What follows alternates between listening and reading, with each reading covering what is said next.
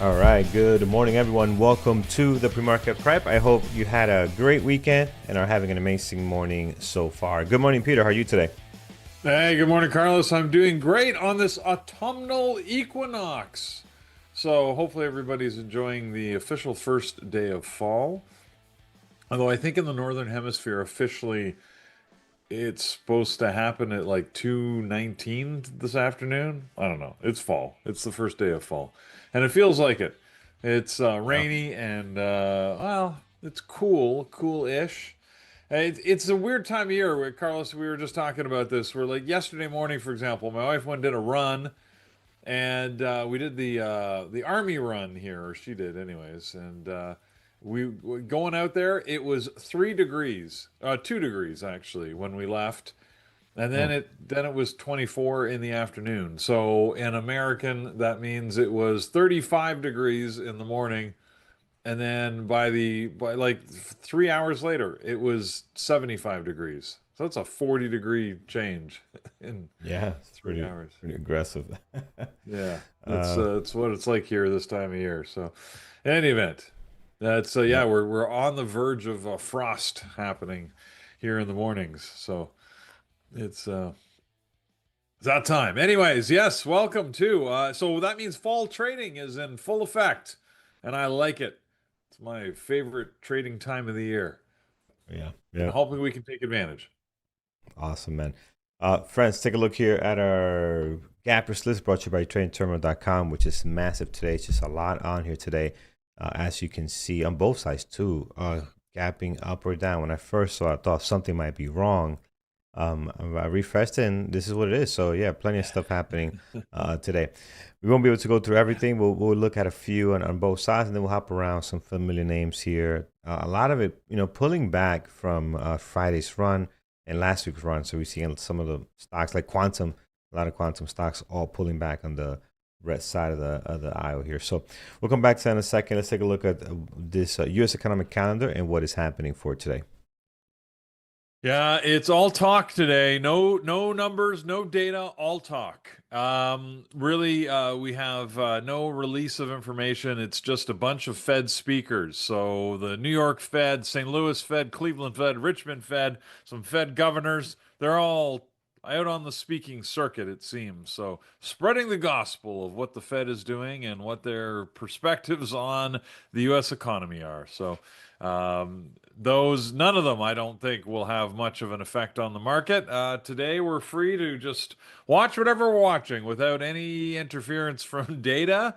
You look, tweets are forever. So, whatever social media posts happen or news might have an impact on the market if it happens today, if anything happens today. I don't know that we anticipate it. It was a relatively quiet weekend. There was some political activity in the U.S., but I think the markets largely are going to just trundle along their way and ignore those things. So, yeah, Carlos, a lot of stuff moving, as you notice, both up and down, which, yeah, I hopefully it means there's good trading opportunities out there. We just have to find the right ones.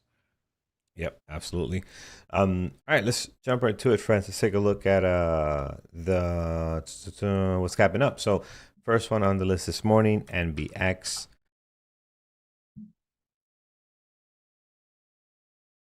I think you hit mute by accident there, Carlos. I am slow today, friends. I am very, very slow today. I slept 2 hours, Did you and have a I busy I feel weekend it. or what happened? Why so slow? No, no, not had a great week with the kids, but my wife flew back last night, and her flight got delayed to 3 in the Oh yes. morning. So I went to 3 in the morning JFK. I slept like 2 hours, and I am just beat, man, beat. But we're here. We're here. We're gonna make it happen. We'll see what today brings. Um, MBX friends up 160%, 8.6 million shares traded. Hard to borrow. I'm assuming the flow low, 14 million shares float. Peter, what's driving this MBX Bioscience? They have a positive response from a phase 2 trial of a drug called canvuparatide. Anyways, positive. Look, the rest of it is all gibberish. So it's a positive drug trial at phase 2. That's all we need to know. All right, there we go. Um, Again, in play, friends, if you are a low flow trader, this is definitely right up your alley. I mean, the pre-market looks good though. You look at the pre-market, the 5 minute, that looks interesting. It So actually does. it does Surprisingly look good. clean, yeah. Let's add on the secondary.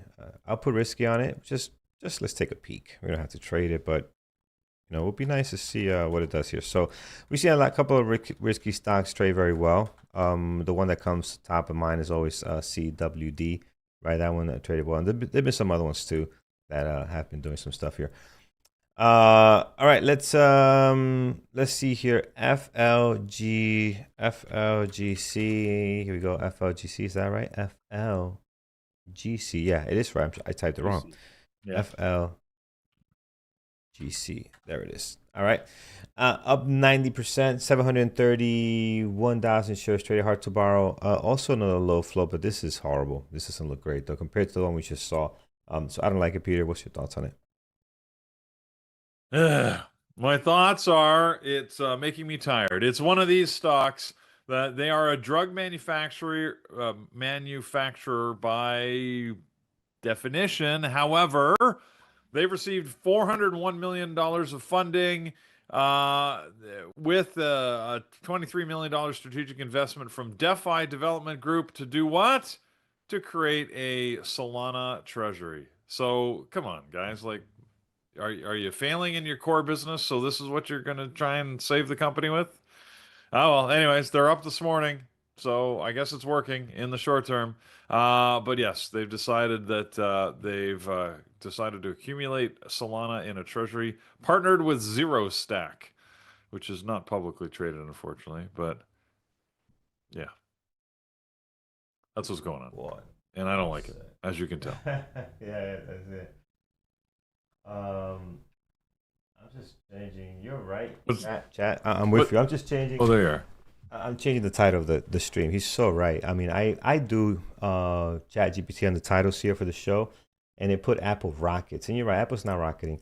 And the last thing we want to do is clickbait you. We don't want you to have to be here just because you got caught on a thumbnail. You want to be here, you're fine, be happy, but we don't want to drag you in here if you don't want to be here. The door's always open if you don't like what you see. But you're right, absolutely right. ChatGPT let me down on that. It should be Apple Breakout, not Apple rocketing. 100% right. But it had a great day on Friday, Peter. Apple, right? Speaking of which, it did. I guess ChatGPT needs to be upgraded. It did have a beautiful, nice run on Friday. It's behind there. I like it. I like it for today, so I will have it on my list. Volume is good, 2.2. Maybe something could be going on with here. Let's go to Apple and just talk about that one, Peter. What's your thoughts on it?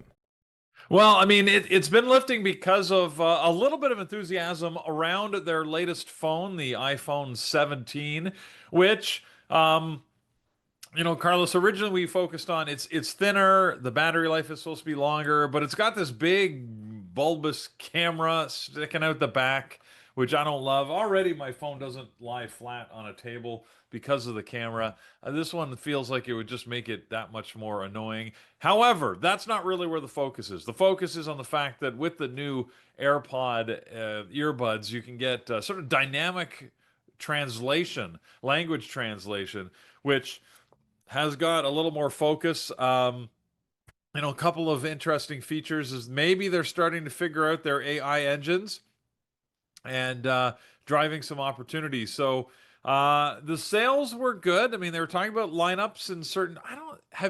I can't imagine lining up for a new phone. Like, I don't know. I mean, I guess that maybe that was cool at one point. Is that still cool? Anybody here? Like, would you do that? I mean, like, people do it. I just like, why would I Well, want to sit outside a store for the privilege of giving them a whole lot of money to buy something? Just calm down, people. You'll get it eventually. it's only two things that do that: Michael Jordan sneakers and Apple, and nobody else does this stuff, man. This is come on.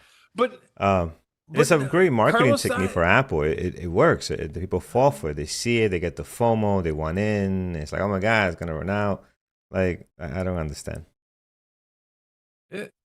but there's other things that people line up for things that I don't understand. Like even in shopping mall, you get the Sephora stores. People will line up outside of that.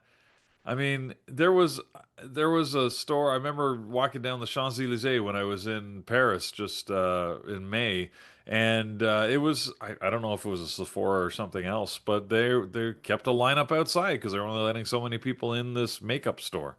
And I'm thinking, I don't get it, but I'm not well, I'm not gonna line up for anything, man. You make me line up, don't need it. Moving on. 100%. I barely wait in a restaurant line if it's too long. I'm like, I'm not waiting to pay you to feed me. No, I'm going somewhere else. If it's a reasonable amount, a reasonable minutes is fine. But you tell me an hour and a half so I could eat at your place? No way. Thank you. This one down the block. All right. Apple on the list for sure. Let's take a look at MTSR. Is next on here. I saw this one being mentioned yesterday.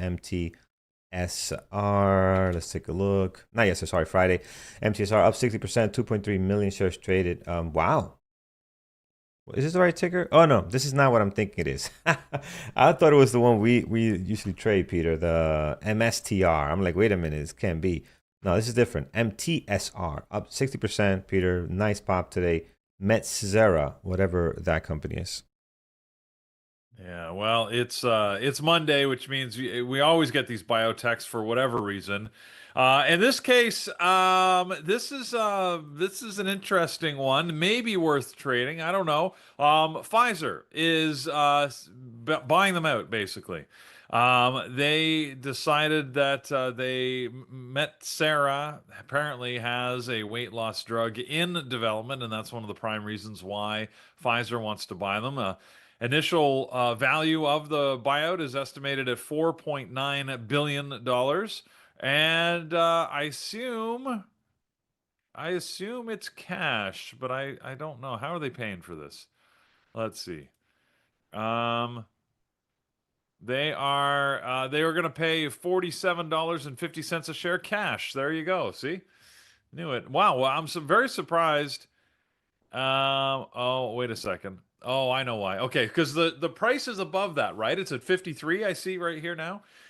Which means that Pfizer also has an additional $22.50 per share of sort of bonus payments that could be made depending on how Metsera's product pipeline develops.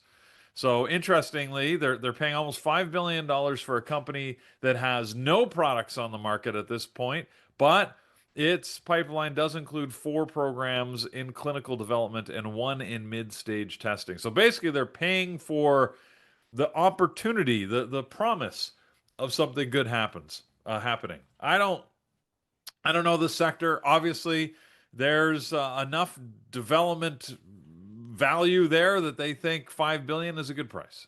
Well, another 22, so it's 4.9 billion plus another potential 3. So yeah, this deal could go up to, you know, 7.5 or $8 billion. So Yeah, it's a big one. it sure is. The stock though, it's not not trading well this morning, so we'll leave it alone. I think there's better things out there. Even with this nice gap up, I don't see it great right now. So, all right, let's move on to BKKT is next of the trading terminal scappers list. Friends, take a look here. BKKT back holdings up 42%, as high as 1775, back down to 15. Here 4.3 million shares traded. Here is a low float, sitting at 13 million. Again, just be careful on this one. Another low flow in play today. Yeah, it's been on our list in the past. They have announced that they are adding somebody named Mike Alfred to its board of directors. Wasn't he the butler for Batman? No, never mind. I'm kidding. Yeah. But I don't they previously had announced that they are also doing this digital asset strategy. They are buying Bitcoin. I'm not sure who Mike Alfred is, but that's the only news I see that may be moving it. Yeah, we could probably move on. Yeah, don't like it. Although again, it's trying to get back up to 17 here. So again, if you're a low flow trader, this one is in play. But I think there's better ones to look at. All right, let's do one more. There's so many on this list. We're not going to cover everything. I'm going to do IREN, IREN. We'll look at this one, then we'll hop over to you, Peter, on what you like, and then we'll head over to the gap down list. So right here we have IREN popping up 8.8 this morning, 4.4 million shares traded. Daily has been on a tear. Actually, if you look at the daily here, going back to even June, July, June around $10, July hanging around 18 and right on the 20. And the last couple of days just rallying here all the way to 45, 43 is the high of this morning. So, Peter, what's the news? This thing obviously doing very well today, trying to put the cherry on top here. They basically said that they've got huge growth with their AI cloud service, and they put in an order to buy another 12,400 GPUs at a cost of about 674 million. So this will bump their capacity, double it to 23,000 inline GPUs here. So they're buying basically all of these NVIDIA high-end chips. So this is good news for NVIDIA and AMD. They're buying 7,100 of NVIDIA's B300s, 4,200 of NVIDIA's B200s, and 1,100 AMD MI350X. These are all their very high-end chip sets. So, it's interesting news for a company to move up on the fact that they're buying a lot of stuff. But I guess it's on the promise that they've got business lined up that's going to pay for it. So in their AI cloud system and services. Iron's been one of these weird companies that keeps, again, it's on our list on and off all the time. And they have, they run data centers, they run an AI cloud service, they decided to invest in crypto a while back. They just seem to be like all over the place. Look, they're making a go of it. You look at their stock. I mean, they've sort of stayed. They've kept attention over the last little while, and certainly through the latter half here of 2025, have done quite well. I think they're at all-time highs, as far as I can tell. Yeah, I think they only IPO'd in 2021. So I don't know. I Yeah. mean, it keeps them interesting, but probably more from a swing trade point of view. I think on a regular day trade, I can't say that I've ever sort of actively watched it during the day. So Yep. Yep. Um, I'm not sure. I'm not sure today. Maybe I want to say secondary, Peter. Again, I'm with you. I don't know how well this thing is going to trade, but maybe today could be their day. So IREN, we'll put it on here. What's their float on this? I know they're not low, but they're sitting no, at. it's not a low float. No, It's it's not about low. 252 million. Yeah. Okay. Awesome. All right, we'll put it here on our secondary for now. We can always move that. All right, Peter. So that's kind of like the top of this gappers list. What do you like this morning? And anything else down here you want to go over? Well, on the things that are gapping up, we got a lot that's gapping down. But gapping up, Tesla is probably top of my list. Tesla had some interesting moves last week. It's gapping up today, sort of against a lot of other offerings. So that makes it interesting. They people still seem to be very bullish on Tesla. So had some good moves last week, and it's up just on general news. I mean, I don't see anything particular. They haven't done anything exciting. Haven't announced any new products. Sales aren't on the rise, but the stock is going up. So probably it could be buoyed today, but I think if I saw that news correctly, wasn't there didn't Elon make a return to the White House, or at least shake some hands with Trump or something? I thought I saw that he was like they were in the same room anyways. Yeah. Yeah. So if that happened, that's probably just going to get some attention and could further move the stock. So Tesla's always in play. So I think today probably worth watching just because it's in play. And if you look at the daily chart, yeah, like it's been sort of on this. It had the big run up about 2 weeks ago, and then last week it just sort of slowly moved higher. But now we're at the top end of that range, and it sort of looks interesting. Yep. Was it the Um. Charlie Kirk Memorial? Is that where they were seen together? All right. Yeah. Yep. Yeah. That's where Okay. he came over, sat next to Trump, shook his hand, and all that good stuff. Right. Yeah, Tesla daily looks good. I definitely want to add on the list, man. Looks great. So I have it on here, my main list. What else, Peter?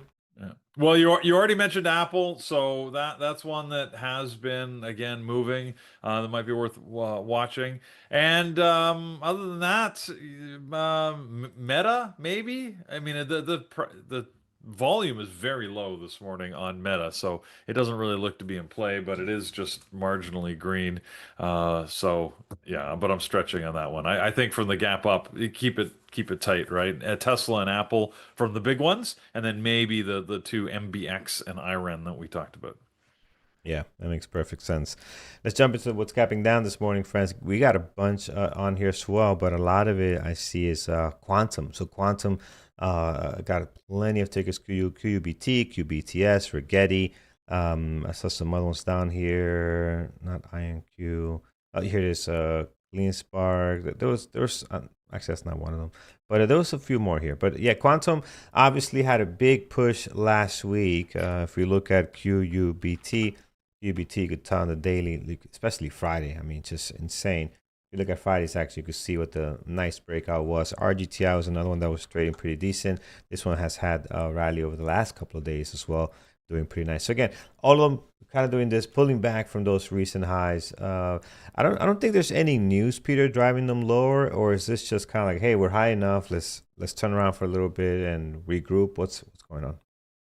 Yeah, I don't really see any news and on the whole sector. I think, like you said, I mean, they had such a good run up last week. It's sort of just a natural pullback, especially with the market being sort of lazy here this morning. It makes sense that they would pull back. So I don't think it's a special day today for quantum. I don't see any news, like I said, but they've been moving, Carlos. I mean, it's worth keeping an eye on them. I mean, Rigetti and D-Wave QBTS. Both have like 4 million shares traded already this morning, and frankly, the other one, Qubit or Quantum Computing (QUBT), has over 6 million shares. So, I mean, the volume's there.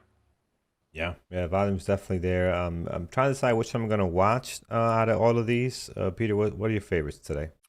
You know, Rigetti. I actually liked Rigetti last week and how it moved. So, yeah, RGTI. I think I actually even traded it if I remember. So, Yep. it's I like that one as well. We'll put RGTI, and then I have RGTI down there. I'll think of the rest of them too. We can always pull those up, saying depending how things go. QUBT has news. Chip is saying that QUBT has news. What news do they have? I don't know what the news is. QUB. Too many letters on that one. QUBT. Here it is. There's a lawsuit against them, a class action lawsuit, but that doesn't seem like news. Eh, There's always lawsuits against these it's companies. every day. Yeah, it's every day. So Like, I don't think that would drop them this much. I mean, Unless they got. like the class action suit. The compliant alleges that the company made false and misleading statements to the market concerning whether quantum computing overstated the capabilities of its technology and products.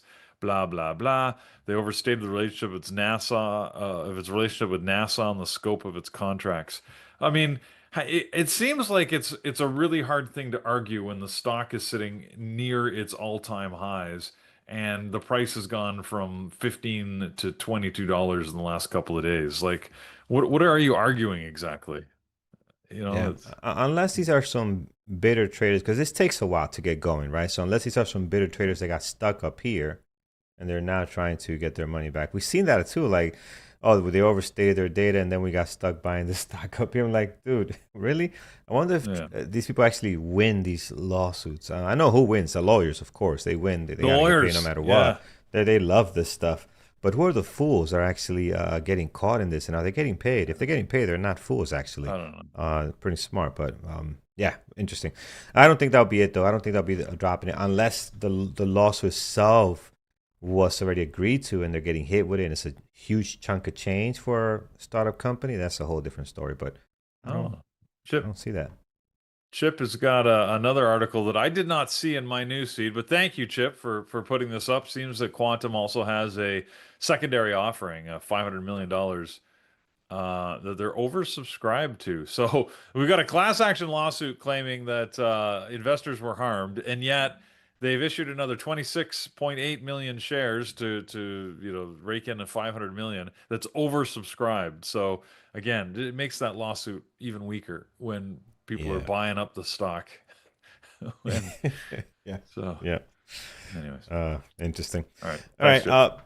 Pick your favorite there. I think overall, even with the rally we had the last couple of days, these are going to be fun to watch. Let's go back over here. Leading the way is AGMH. AGMH. I don't remember ever hearing this one, but they are, oh, they got an ugly chart.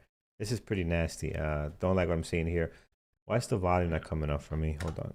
Trying to reset here. Let's try it again.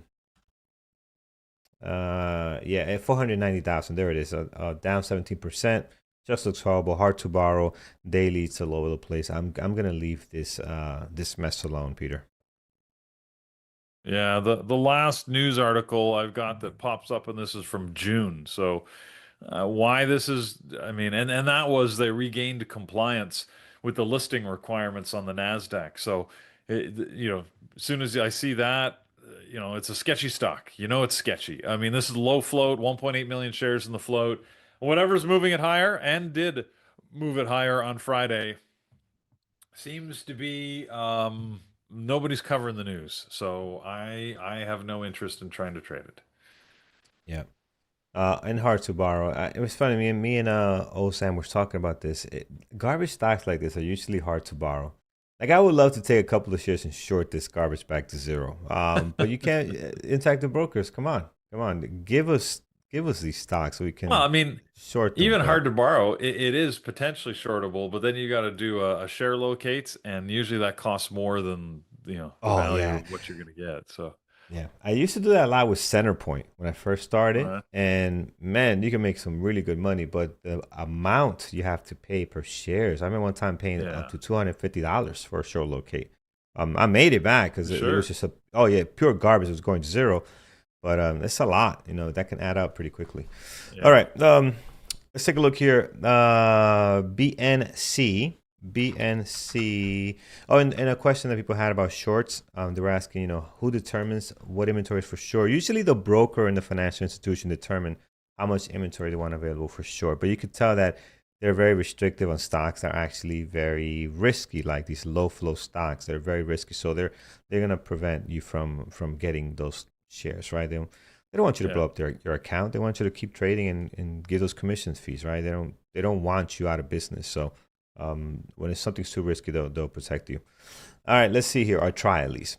BNC this morning off the list, they are down 14%, 943,000 shares traded.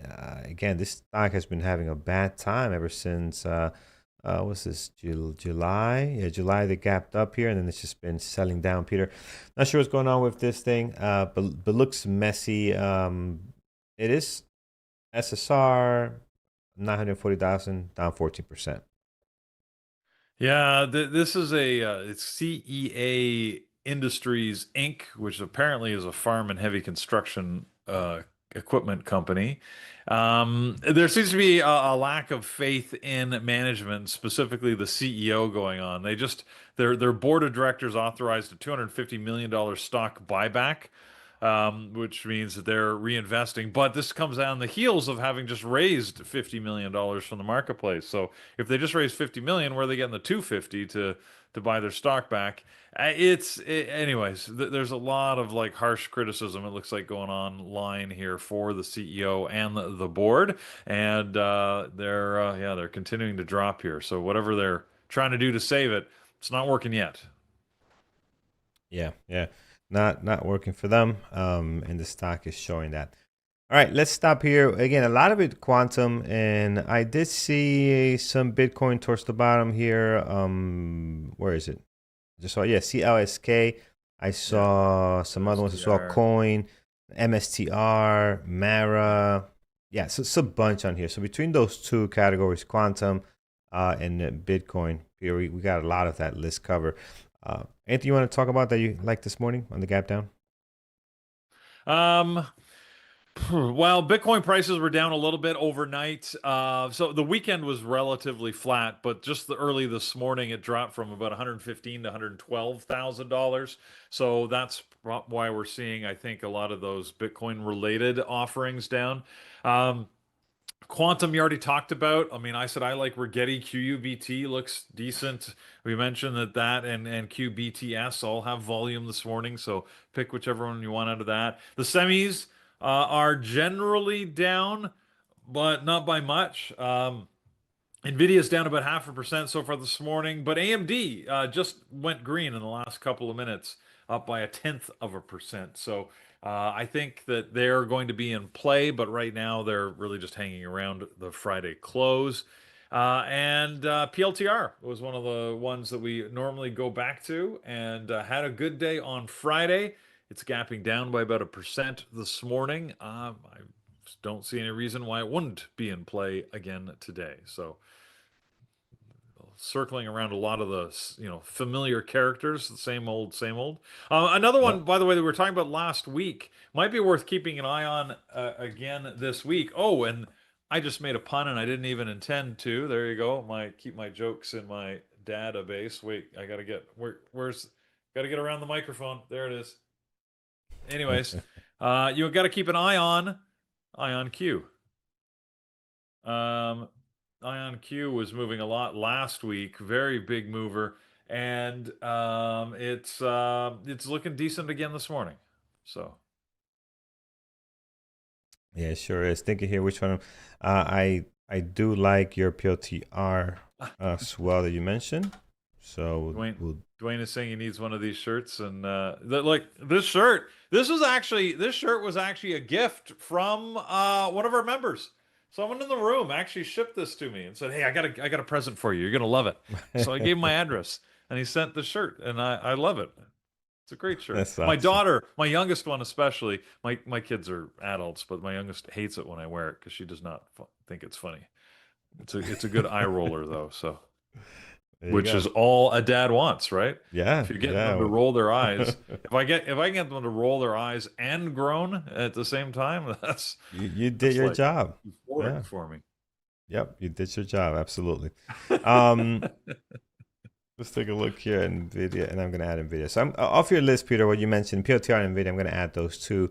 And I think that kind of makes up my list here. All right, friends, let's go to you guys. See what you guys like this morning. Let's get some tickers off the chat here. I'm looking in our chat room. Good morning, guys. Good morning, Chip, Harvey, Ivo, Janine, and good morning, Pop. Oh, good morning. All right, what else? What do we have? Tickers. Looking for tickers. OKLO. Yeah, I see OKLO being mentioned on both sides of the field Oh here. yeah, So Brian was like at the front lines of watching this last week, jeez, and he was wow. right. It especially Friday, it moved like, and it just kept Yeah, going all day. man, look at this. Yeah, this is definitely worth watching today. So we'll add it on here. It's not the easiest trading ticker. I know we've seen them before, but man, look at this daily. Yeah, we'll add that to the list, friends. Down right now, 3.3, 1.2 million shares traded. Active pre-market action. Definitely worth taking a look at. And I can't believe it's $130 stock. I mean, we were watching it Friday at the close as it sort of blew through all of the options levels. It was a quad witching on Mm-hmm. on Friday, and they basically it had pushed so far, it pushed past all of the issued options. So yeah, it was well out of range, and nobody knew what to do with it. But I mean, Carlos, this is another example of one when we started talking about this back in when May, June. Like I know it was the beginning of the summer sometime. It was before my car went into the shop, so it was June at least, if not a little earlier. And that's sort of by the way, that's my marker for this year, for this summer. I've noticed, right? Before my car went into the shop, and then after I got it back, and everything in between was just me waiting. But anyways, lost my summer. Anyways, but wouldn't we should have, we should have bought it when we started talking about it, because back then it was trading at 24, $25, and would have been great. Yeah. See, Lewis Baldwin's got levels marked between 20 and $30. I know we were talking about it at that price. I remember that. I still think of it as a $50 stock, and it's certainly not that at the moment. Yeah, definitely not. Yeah, so good one, guys. We'll definitely watch that. Nvidia is on deck. I see Mike's liking what he sees on Bookmap on that one right now. So take a look at that. His comments in chat. What else? What else we have? Let's take a look in our chat here. Box L. I feel like we've seen this before. Box L. Maybe not. But we are 88 million shares traded, up almost 300,000 at the moment. So really popping up here. It's not in our list probably because the ATR is still under 50 cents, right? Given the 14-day period. So that's probably why I didn't hit my gappers list here. So my gappers list, friends, one of the criteria is it has to have an ATR of 50 cents plus, 200,000 shares traded, and at least a price of a penny. So that avoids the ETFs, right? The ETF or so. All right. So no, not a penny. Sorry. The float of at least one, I believe. All right. Let's take a look. I don't know, Peter. What's going on with Box L this morning?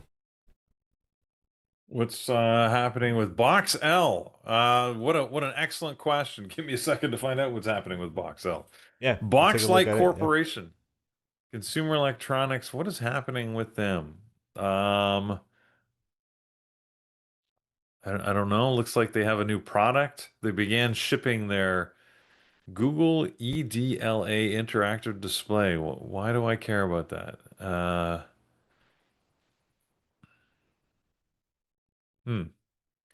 Wow, a touchscreen display, a 98-inch touchscreen display. That's a that's a 98. big Yeah. it's a big TV.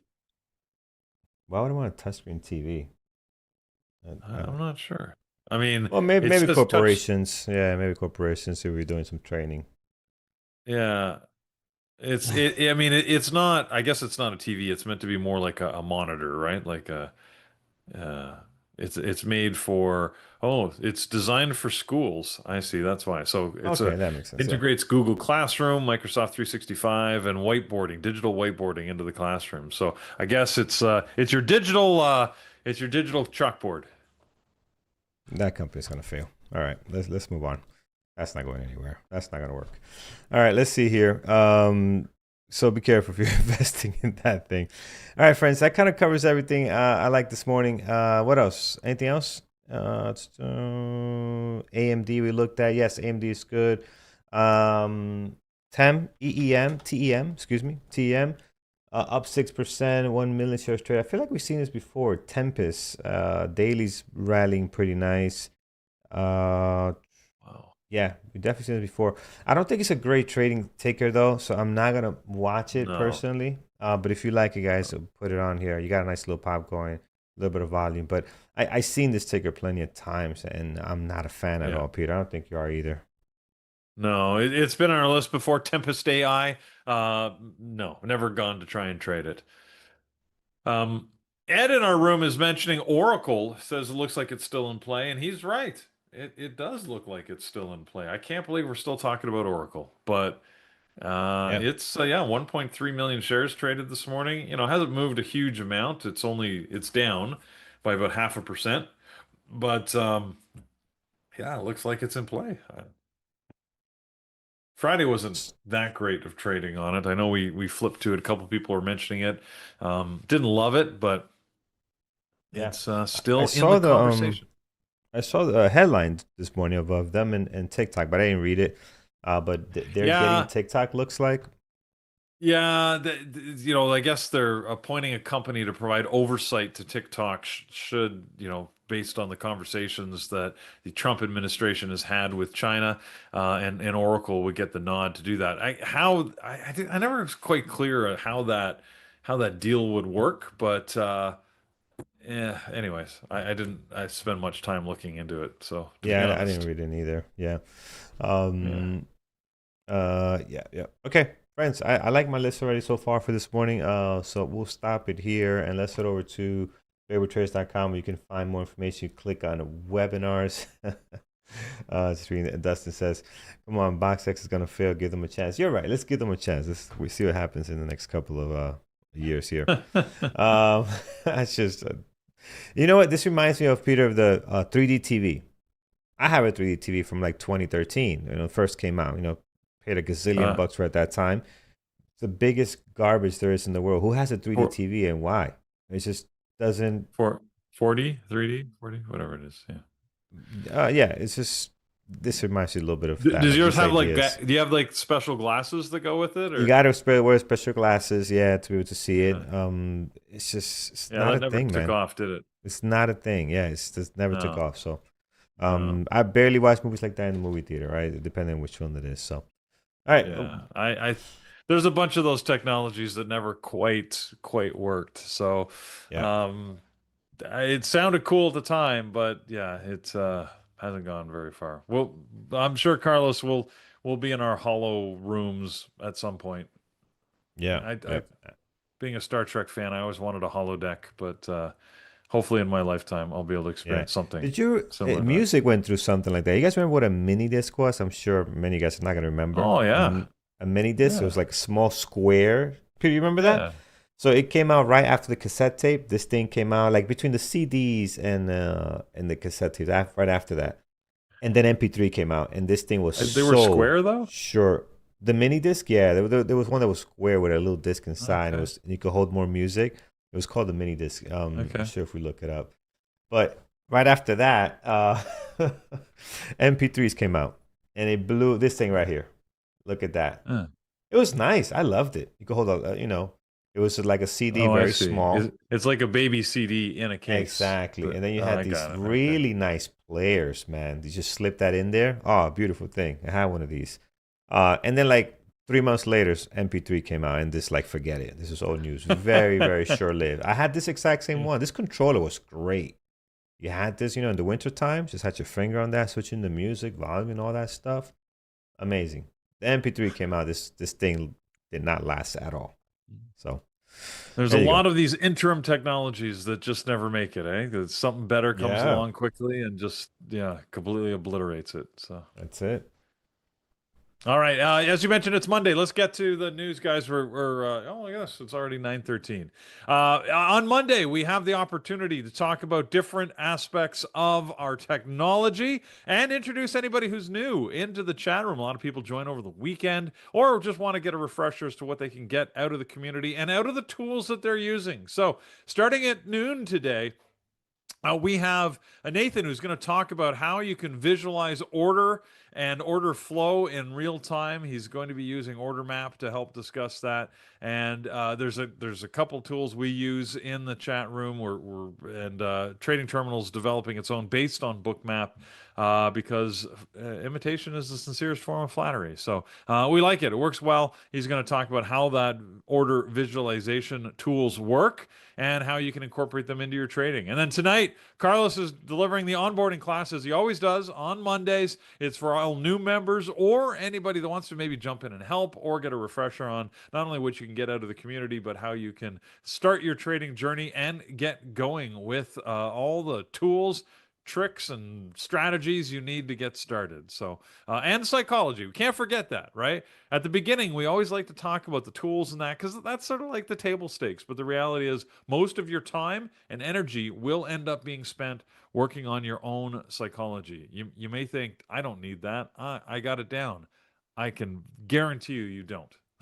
Not as much as you think. And that's where we spend a lot of time in this community because, frankly, that's where most people struggle. So, but tonight it's about tools and technology and welcome new members. So, 8 o'clock tonight in the onboarding room for all classes of membership. And if you wanted to join us in the chat room, because it is open for all hours of the market are here. In fact, we open an hour before and close an hour after. You can join at bearabletraders.com. Scroll down and you'll see the membership options from the intro right through to the elite annual. So pick the one that's right for you, and hopefully we'll see you in the chat room soon. If you're out there on YouTube, thank you for joining us. Don't forget, click the button, click the little thumbs up button. It helps us a lot, helps the growth of the community, and Carlos and I deeply appreciate it. So do all that. Yep. You'll be golden. All right, Yep. let's set some levels. Then we can, I'll let you know what our moderators are watching. So, mods, get your lists in for this morning, and we'll get this week going. Yep. Yep. Absolutely. Is I wrote I Ricky. noticed this morning, by the way, completely random, Yeah. Carlos. Yeah. I called it I said welcome to the autumnal equinox, and I got a lot of nerd comments. Nerd. What was that nerdy? To know that? I didn't know it. So a lot of All people right. didn't know it. It could be a nerdish type thing. But you know what? Nerds are in, man. Nerds are in. They're hot. They're sexy. So they call you a nerd, man. Take us the best compliment there is. People like nerds now. We didn't before, but we like If you're them a now. farmer, you would know that because it's Yeah. the harvest moon. It's the first full moon after the autumnal equinox, and It's called the harvest moon because it actually gets gradually dimmer day after day, so that Hmm. you got to take the you gotta bring the harvest in before you run out of moonlight, and then the frost settles in. Anyways, all right, now Yeah. that's nerdy. Let's move on. That's it, man. People need nerds, man. If you're out there looking for a partner, We make sure you look for those nerds because things are expensive, and actually, yeah. nerds make money. Hey, I agree. ner nerds are needed. We wouldn't be talking to you using this suite of technology if it wasn't for the nerds. So long live the Absolutely. nerds. Yep. Long live. All right, friends. Let's get to quick update. Quick update on Andrew. Was Andrew's birthday over Oh the yeah, weekend? So happy birthday to him. His birthday was on the yeah. Saturday. So yeah, Big and birthday out on the mountain, and yeah, he's on the mountain. he is. Got his update So right here. apparently he's starting his big climb today, and he expects to reach the summit by tomorrow. I forgot about that. Thanks for the reminder, Carlos. So yeah. Oh, look at that. Yeah, you got the tracker. Oh, there he is, climbing towards the peak, out in the middle of the snowy tundra, wherever the heck he's going. That's a What lot. I mean, again, he That's posted this great video. I think you showed last week where he's living yeah, now full time with an oxygen mask on, right? Because the air is so thin where he's hanging out that he just can't breathe like that. That's extreme. So you know what? yeah, Party on, dude. That's what you yeah, want to do. Then, Arlen, you're asking if the Thailand retreat is still happening? Absolutely, yeah. 100%. That That's is scheduled. We mhm. we did stop mentioning it only because I think it's sold out now. So we've got everybody who can go. I think. Are there any spots left? I know last week we only had like two, so I thought we were all sold on that one. But anyways, absolutely still happening. It should be a great experience for anybody that wants to go. Go to the website. Anyways, you can check it out. If you can buy one, then there might be one available. Because sometimes we get people who just can't go, and then we have to sort of reissue their tickets. But you're not going to get a better price for the luxury treatment. I promise you. Andrew throws in a lot of money over top of the cost of what he's delivering. You got to get yourself there. So, but once you've done that, it's well worth going. We did the one in Colombia last year, and it was absolutely fantastic. So, yeah, if you're interested, do it. All right, excellent. All right, friends, get some levels in. We'll start here with Tesla and then we'll work our way down to the rest of these tickers. Tesla, pretty easy. As far as the daily goes, you're wrapped around the highs and lows of the last two trading days, looking to break out. High of the pre-market, just, you know what, I'm not even going to worry about it. It's right at the high from 2 days ago. It's just right on this, so that's all set for you. The low of the pre-market, we should mark down. It's going to be 228.31. So we'll slam a level there. Towards the bottom, you're set. Highs and lows for the last two trading days, plus previous day close. We're going to scroll to the left here and get some levels towards the top here. Tesla with a beautiful comeback towards the last couple of months here. 439.22, great daily level. You can see that on there.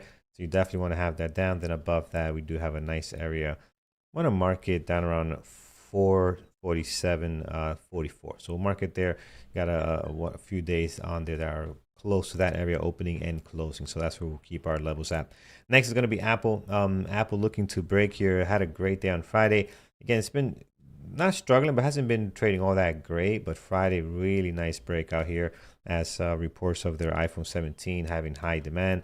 For 248.45 is the high of the pre-market, so we'll note that there. Then towards the bottom again, all the highs and lows here doing a really great job. We're going to go to the left here because these guys are not all-time highs. They're close. Probably one of the only tickers that has not been all-time highs recently. Our big companies here. 250 above that 250 is a good level to have there, and above that just one more just in case. I don't think this will happen right away, but 250, 259 just in case we get a rally here. But again, on Friday they traded very, very well. This morning pre-market, they're also looking very good. 2.6 million, and their pre-market action looking really nice as well. Rigetti pulling back here from the run they had last week and all month, really. They've been doing pretty well. So kind of taking a step back, taking a breather. High of the pre-market over at 28.90 between the highs from Friday and the previous day close.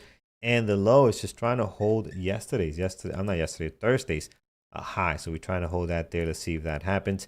And if you look at if you zoom out, just look at everything here. You don't need to add any more levels. Highs and lows are doing a pretty good job covering the major areas that you need for rigetti spaghetti there. PLTR stuck between the highs and lows of the last 2 trading days towards the top here. The high of the pre-market just below the previous day close at 181.87, and then the low just above Thursday's high at around 179. So look at the comeback in the pre-market so far, man. Look at a beautiful drop, trying to find some support here and trying to go back up to the pre-market high and maybe green. So PLTR really having a nice bounce there, friends. We're up like $2 and change from the session low. So very nice there, PLTR. All right, let's take a look at the next one. NVIDIA has been okay. Peter, how's NVIDIA been? I mean, what's your... It's been all right. It hasn't been crazy, but it's been okay. It's been decent. Oh, I'm talking to Peter. Peter's gone. Peter's gone. Peter's not even at his desk. No, I'm not. I'm right here. I'm like, Peter, I was trying to get back before you realized I was gone. No, that's good. You know, usually I look over to make sure you're there, and I didn't. I'm in lazy mode today. I knew that man. would I happen. could feel it. Eventually it's gonna happen, right? 174.65, low of the pre-market there, and then the high for NVIDIA is gonna be 176.12. So again, surrounded by the highs and lows of the last 2 trading days, looking pretty good there on NVIDIA. OKLO. I mean, it's in play. It's definitely in play. Low of the pre-market today on this one, 129.48. After a monstrous day on Friday. I mean, that is just beautiful. 110 to almost 140 here, 135, 136 and change. High of the pre-market, pretty much where the previous day close is. And then towards the bottom, we're sitting all-time high. So we don't have a whole lot of data up here. So towards the bottom, you just got the highs and lows for the last 2 trading days. I like it this morning. We'll see what it brings for us. And inventory for short. So we can short this thing if the opportunities arrives here. Peter, what is our team watching? Then we'll hand it off to our live traders, Brian, in the chat. Yes, indeed. All right. So Megan's got her list, and she's going to be keeping it nice and tight, watching Tesla and Robin Hood, not one that we talked about this morning, but she tends to watch it fairly regularly. So hopefully that plays out for her. Mike's going to be keeping an eye on Tesla and NVIDIA. Thor's going to be watching, a couple of things. GME, Open, Oracle, interesting. He's got an interesting list today. Like I mentioned earlier, I'm going to watch my usual suspects: AMD, Tesla, Nvidia, PLTR. I'll keep an eye on IonQ, OKLO, and Iron this morning. Brian has got Tesla, Nvidia, PLTR, OKLO, and Robinhood on his list. Eamon's looking for a potential long on Tesla, and Gary also has Tesla on his list, also watching Hood and OKLO. I feel like I need to put Robin Hood on my list just because so many people are watching it. I'm feeling left out. Maybe I will. I'll put it over here. Why not? All right. So that's what our mods got. Carlos, of course, has his list at the bottom of the screen. Whatever you pick, make sure that you focus in on it. Don't go chasing butterflies out there. Trade smart, and hopefully you can start this week off the way you'd like it to continue and have a great day. Yep, absolutely. All right, friends. Wait for Brian to hop on in. Then we'll hop off from chat, and we'll be good to go. 5 minutes to the market open. It's funny. I went back. Oh, there's Brian. So I'll disconnect. Good morning, Brian. So I went back to look at this list. I'm like, wait a minute. I know Andrew's track was longer. So I was just looking at, I guess, what he's done today, most recent, right? That's it right there. But if you look at the entire track, this is where he was at, 16,000 feet, and this is how much he has moved overall. So now that's the last final climb towards the peak there. All right, that makes sense. All right, wish him all the best, luck, and safety out there. All right. Yes, indeed. Let's see. Cigar. Yeah, I got your email over the weekend, so I'll respond today. Today I did see it over the weekend, but I saw it on my phone, and to get you codes, I need to look at it on my computer. And I stayed away from the computer this weekend. Let's see here. Yeah, I'm not going in there. No, I get it. I mean, let's face it. You were single parenting, had a busy weekend, I'm sure. Oh, man. Rough. But wife is back. She's back, and she's feeling okay. She's gonna take the rest of the week off from work as well. For those that don't know, her Mm. her great grandmother got really sick on last week, Sunday, I believe it was.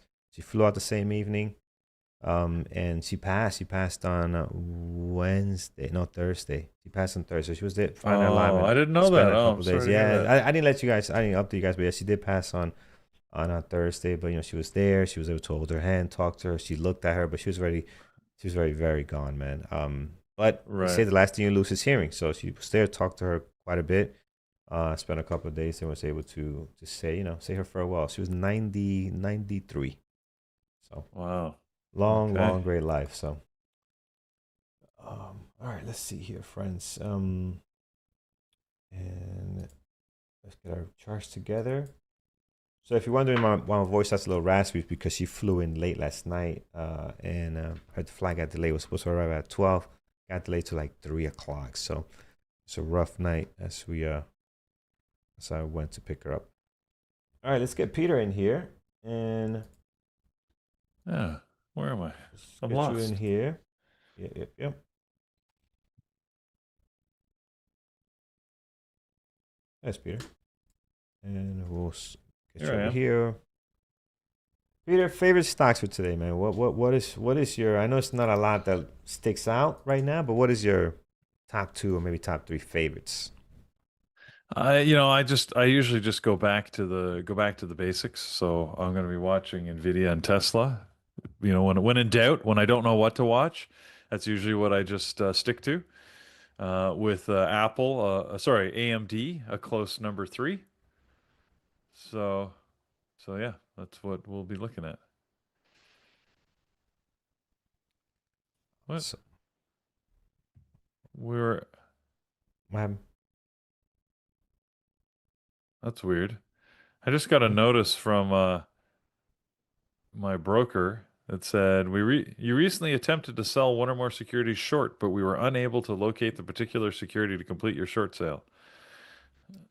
I get that sometimes. But It's like from like 2 weeks ago. Like it doesn't make any sense, yeah, well, and I don't remember not getting this is filled. actually oddly it's for Rigetti, RGTI, Hmm. and I think I did did I go long? No, I successfully shorted this. And that's the one where I got in short and somehow I managed to get filled with only one share. Maybe that's why they sent it to me because I didn't get filled my full size. I only got filled one Hmm. share. So I guess maybe that's what this is related to. But like you said, like this is way too late. It's Friday. Yeah. Yeah. Uh, it's not helping me sending me this note now. Yeah, I know you didn't find the shares for short. You only filled me with one. Yeah. Anyways, Yep. oh well. Thanks. Thanks, a director broker. All right. For Let's see what nothing. action is. Thank you for Yeah, that. we got 30 seconds till the open, guys. My 1 minute alarm went off. Yep. Keeping an eye on the Ion Q, Iron, OKLO, Hood, see what they do, but I don't expect them to be open plays like right at the opening bell. So wait and see. Nvidia pulling down here in the couple of minutes prior to the opening bell. 3, 2, 1. Here we go. We are open for another week. Oh, look at Tesla pull down hard.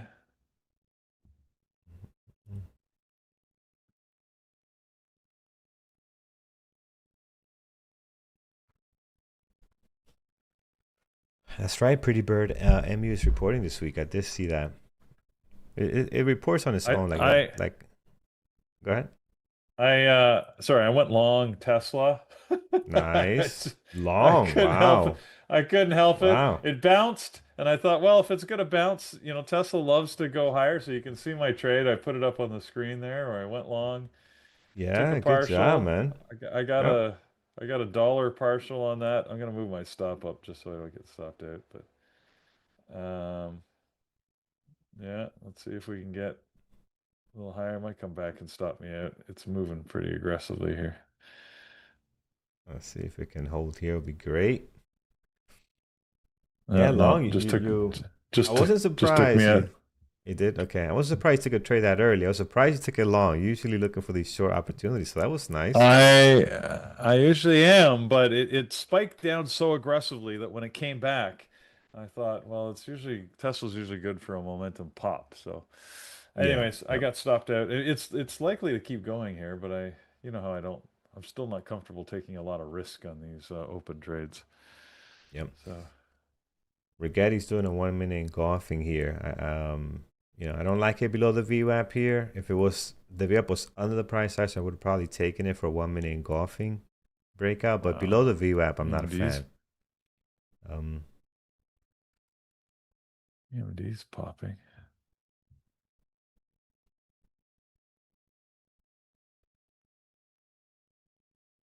let's see, Nvidia. Oh, Yeah, well, see that I'll go. rejection. I'll go back to watching all my charts here. We'll see what happens. POTR. Wow, Yeah. POTR wants to go green.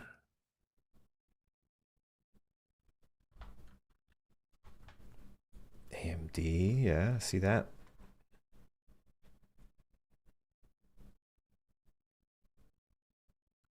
Brett, you're in at a 158.38 on AMD. That's a great Oh, entry. that's good. Yeah. 1 minute ORB. You took that as looks like.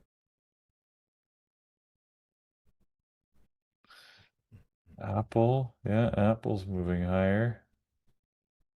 Good move up on Apple. Yes. Looks like I picked the wrong horse if I was going to go long on something. AMD, Apple would have been better options. See what Nvidia's potentially got. It's Yeah, I like it here above the V up like that. It looks pretty good. Maybe a good 5 minute ORB if we can get it here. We still got a couple of minutes to go for that.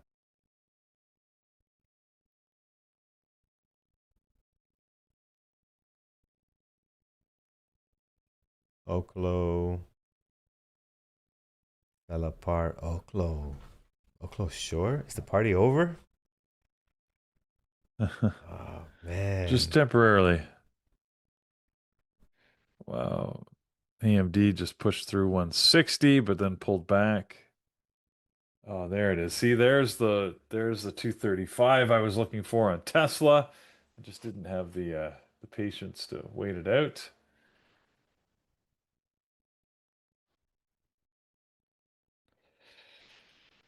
I think OKLO's a great short.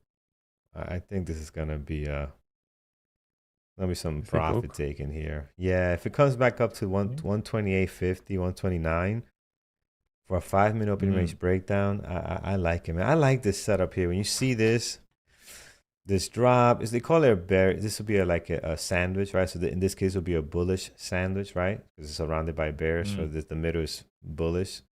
People tend to like that for a drop. I like it. I like it. So if we can get a pullback here, but we need the 5 minute RB strategy at least have something in play here, some kind of strategy that we can take. But it's not pulling back. It's not a 5 minute coming up. It's not gonna pull back. No, it's too weak. Come on, 128.50. Yeah, that's a big red candle. I think there's some more to that on the 5 minute. It certainly has a lot of room after the big rise it had on Friday, doesn't it? Because I mean, Yeah, it really does. Friday, Friday Here it it opened the is. day at 108. So you got a $20 range if you can get up to your target entry price. It's not gonna pull back a lot. And then if you get in here, you don't have a great entry. That's the problem. No, yeah, exactly. Uh, Your risk to reward that's is yeah, it's not problematic. great. It's gonna flush big. Yeah, there it is. Oh, maybe not.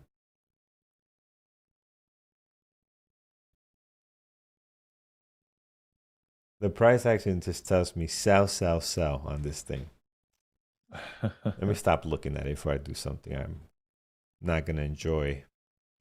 Well, what would you ever consider, Carlos, getting in with a small size here and then adding if it popped up, just so that in Yeah. case it drops The directly, thing is, you're in? I gotta set up another hotkey that has smaller size, right? Because right now I don't have that, so I have to type it in. So I have to set that Yeah, up where just it's type it like in. half. Yeah, yeah, yeah. Yeah, that's true. Yeah, yeah. I would. I agree. I agree. But I don't know, Peter. I think I like it short here, man. Let's see. It'll be for 5 minute RB. Let's see. 128 would be awesome. Can we get up there? Hood. Yeah, I know you guys were looking at Hood. I didn't look at it. I know it was in play earlier. Okay, now this is a nice pullback on OKLO. Let's see. 128. We're there.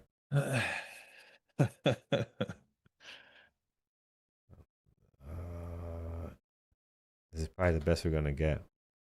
Okay, I'm short. I'm sure OKLO. Let's see. Really bad entry too. Like, come on, I hit the button up here. Oh, oh, oh, oh. Oh, let's see I here. Oh, I followed you into this, Carlos, and I got an very even good. worse entry. Really? And Yeah, it's yeah, the fills were pretty bad in Interactive Broker. That's not nice. It's it not took nice. it took like a full couple of seconds before it actually filled me. So Same thing. You saw I got stuck there. You saw the line for like a quick second. yeah. Let's see if we can get the drop. Oh, you got a partial at the bottom. Look at you. Oh Okay. yeah, we got almost a buck on this thing, man. This thing is it's moving. I think it still needs to go lower though here. Let's see. I think there's some more downside if we could break this low. I don't like the way it's moving. I'm getting out of break even. I'm not. This is No, not no, really no, my no. trade. I was just Come following on, you. Peter, let's make money It's not my together. trade. Ah, It's not my okay, okay. trade. I understand. That's smart. You know, it's a smart move. I respect it. Oh, here you go. I Here you respect it. go. Get I another buck respect it. on I it. respect it. Wow. That fill took a long time. I saw it there on the screen, Yeah, Carlos. yeah.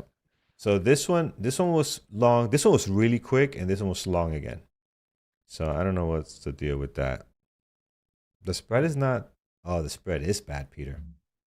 It goes like 50 cents at times. Yeah, spread is Yeah. bad. Um, Hmm. Maybe not our best target then. yeah, spread is that could be the thing. I'm hitting my plus 5 cents on it. That's probably why.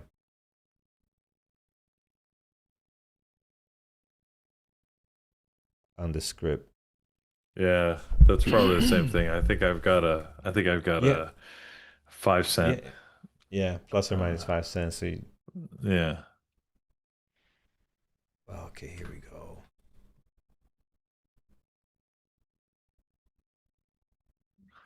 All right. Well, you had conviction in it more than I did, Carlos. That's good. Good for you. Ready? I can respect that. Oh, look at that. Tesla went all the way up to 439. Boy, if I just had patience to stick in that. Or OKLO. Look at that. I got two trades. Didn't have the guts to stay with it. Either one. So, Yeah. oh well. Took another partial here.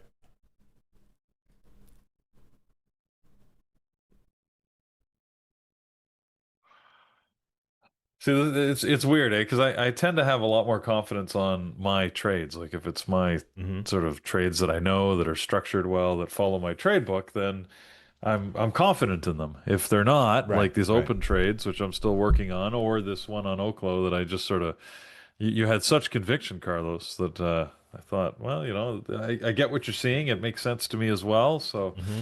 but I didn't feel confident to hold it through the gyrations because it's just not, not something I've Yeah. watched enough times to feel comfortable with it, I guess.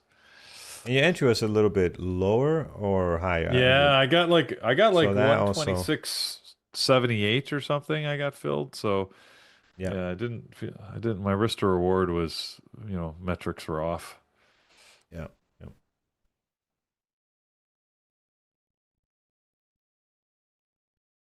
All right. See if we have more downside to this. Again, we got to be careful. The stock is strong. This could be some small selling now, but it could turn around and be a monster for the rest of the day. So uh, I'm also inclined to take another partial here, which I am. Oh my, what?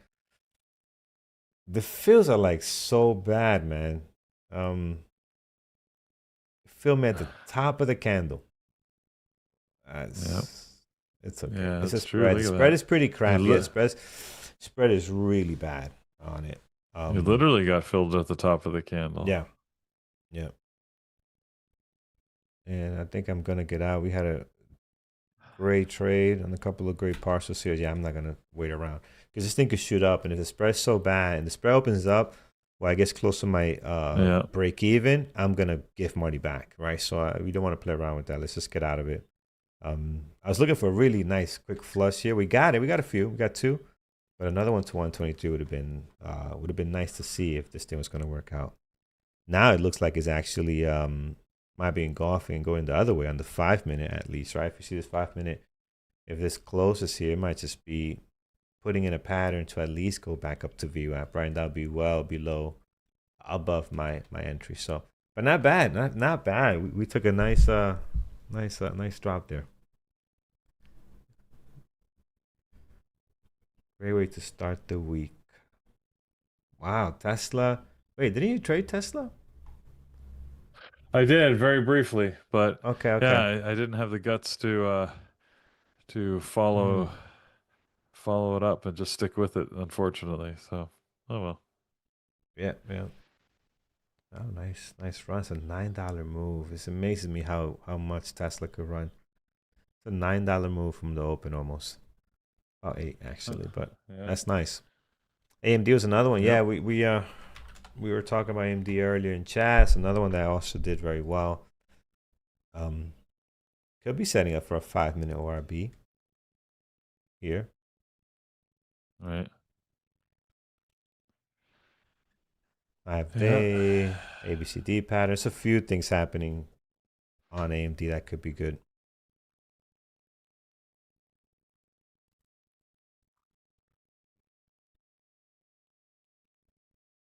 Yeah, Ambio, thanks. But yeah, you're right. The low volume does make the fills. I'm sorry, the spread worse, right? If you have low volume. Um,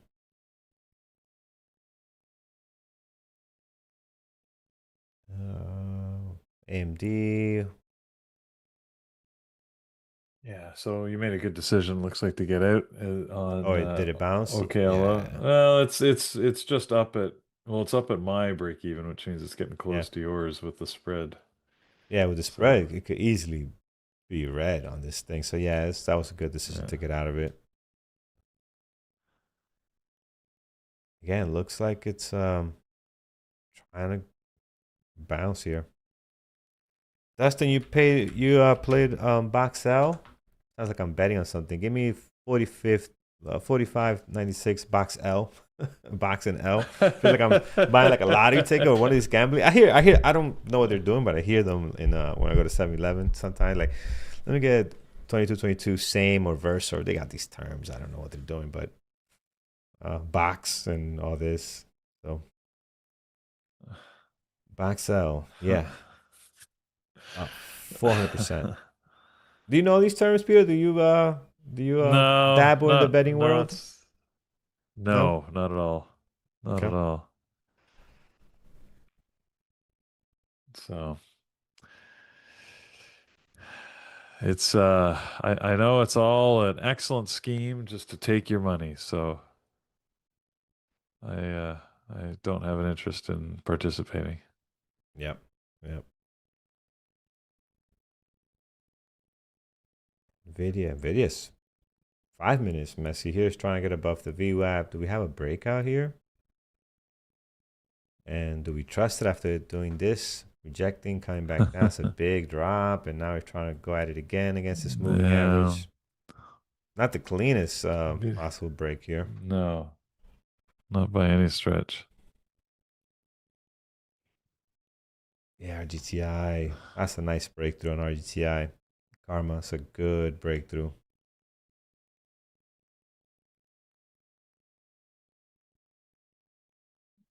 I should put, maybe I should put my buddy. We've got these like fruit flies that are all over the house. They're Mm. driving us nuts. You got plants. I got someone on the plants that we have, live plants. We got this spray that house, and it got better. It Uh, got better. But still some. Um, spaghetti. Spaghetti gonna come back? Nope, it's not coming back. It's gone. yeah. I understand Mm. this year was a bad year for fruit flies and wasps, of all things, at least in Mm. my area.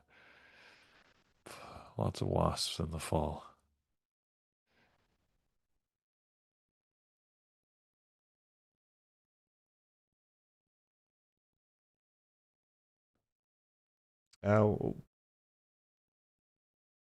Uh, let's see. All right, friends, looking for see what else is out there we can take advantage of here. You're long OKLO. Yeah, I think OKLOs could be a long, guys. I really think it could be a long here. Here's the VWAP breakout. So let's see. I don't like the spread. I'll definitely take less shares than what I did this trade. I won't take the same amount because the spread was actually a few times I was like, it definitely took too much for this trade based on the spread. I didn't realize how bad the spread was until I was actually in it and really looking at it like a hawk. I realized that, Right. oh wow, yeah, this is not good. Oh, look at this drop here. Yeah. Yeah, I don't know, man. It's and you know what? The volume gets And it but that was yeah. Go ahead. Go ahead. well, I should say that's a good example of, sometimes you don't always look at all the data, right? And you can make Yeah, a good trading decision except for the one, piece that you didn't look at. And the spread, the spread can kill you. It could be a sort of a decent trade, and then you realize the spread is what's harming your profitability. yeah, So it's yeah, yeah. Because if that would have went against me, even at my target, it could have been a bigger loss than what I would like to take on any given trade, right? So, right. because of the spread would have pushed it over. I mean, 30 cents, 40 cents on a spread. I saw it as high as 60. That's a lot. That's a lot. Yeah. On a $130 stock. So, Agreed. boom, boom, boom. But it is trying to break out here. I'm gonna find something better. Volume is getting nicer though. It did start to die down, but now it's getting a little bit nicer. You can see it here. So if you're long, you're in a good spot. Um, hopefully you got a cushion from your entry, and hope that it breaks for you here. And right now, you're looking pretty nice. It And just looks follow your plan.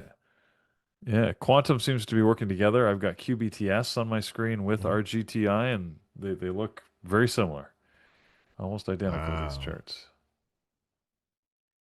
look at that go. Yeah. OKLO, yeah. Ion Q also looks the same.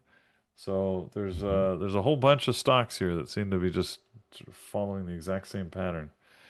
And it's funny, they gave you no VWAP breakout strategy. They just took off. There's no pullback here. It's just, oh, there's no way for me to have Yep. gotten in here. And it's going and going. Look at Speaking that. of going, Tesla's sitting right at 440. Yeah. It's PLTR. Yeah, PLTR. I looked at it too late. I saw it a little bit earlier, but I looked at it too late for this possible breakout. So you got the what's breakout, you got the happening. pullback, and it's not bad. That's a great risk to reward, right? Stop loss below the VWAP. You're aiming for a Huh. high of the day. Previous stay close. Wow. Hopefully you took this, guys. Rob, you took this. Please tell me you took this. It's a very clean VWAP breakout, friends. If you were looking at it, Jasmine, are you I in got a that big one? delay. We got a big delay here. What's going on? No, my network delay is good. What are you getting? Uh, I I thought I'd hit the button to try and short Tesla, but it didn't fill me. It didn't even acknowledge that I hit the button. So maybe I hit the wrong thing. I guess a good Mm. thing now because it's right back.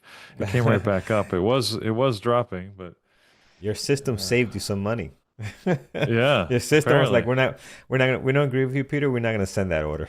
Yeah, we're not. This is what we need You're wrong. our Don't do it. keyboards to do. No, we're not, we're just gonna redirect that to something else. Probably opened up a browser or something. Good stuff. I went to take POTR but pressed the wrong button. Oh, JC Trader, man, that's a shame. It looks, I mean, it looks like it wants to go here. It's a great setup. By now you got in right. You're up at least 50 cents, which I would have been taking a partial. But again, follow your plan. People think I partial too strong. Um, and let's see. This will be a key candle here if it can get to that 180, 187 and go green. Come on, let's hold. Struggling. And level 2 has no indication of up or down at all. Like there's nothing happening there for you to read, at least what I'm looking at.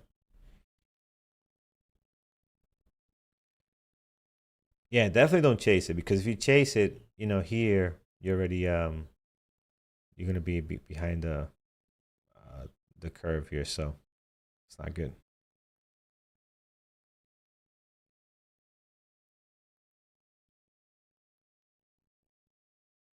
Oh, let's see. Hopefully you guys survive that. If you survived here, a lot of buying happening right now.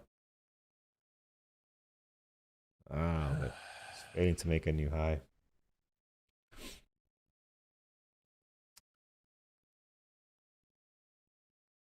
Not saying it's done. It's just giving you a hard time. Giving you a hard time to get in here. Wow, Rigetti. Nice. 27 36 here. Dollar plus from the VWAP if you took that VWAP break. Again, not the one we usually look for, but definitely a nice break out there. AMD, yes, I meant to look at AMD. I know you guys mentioned it. Let's take a look at AMD. AMD.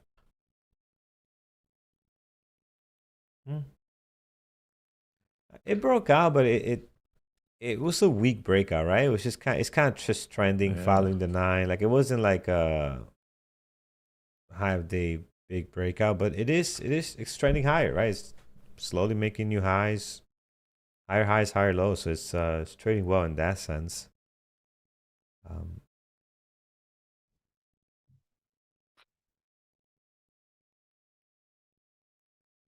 Not bad. There's some good opportunities, I think, today so far.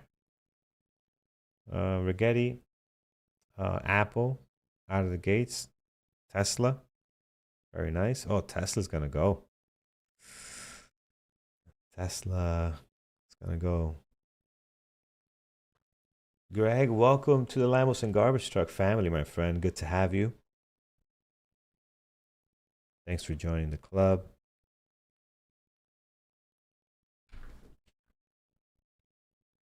And that reminds me, we're going to do 5 audiobooks. So let me see what audiobook I have left.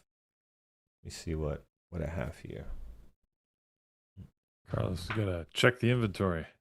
Yes, got to check the inventory.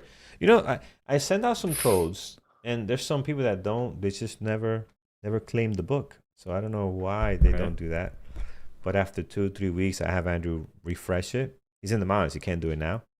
And if in 3 weeks you Right. haven't claimed your book, we're gonna give it to somebody else. I think Hmm. that's fair enough, right? And if Andrew Yeah. gets more, we'll figure it out. So we're doing 5 books for everyone, 5 audiobooks, and then we're going to do the 1 month elite membership for the Lambos and Garbage Truck family. So if you're part of that group, we're gonna hook you up with 1 month elite membership.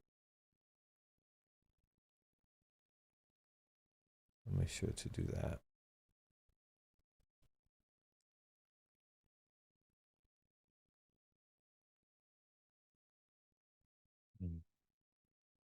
Apple have they break again? Yeah, it's coming to it now. It's trying to get going.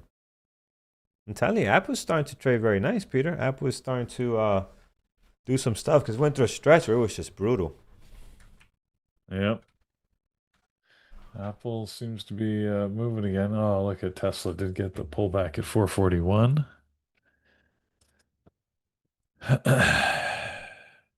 Dustin, send you the book. AM, Yeah, we'll send you the book. AMD still pushing higher here. Uh,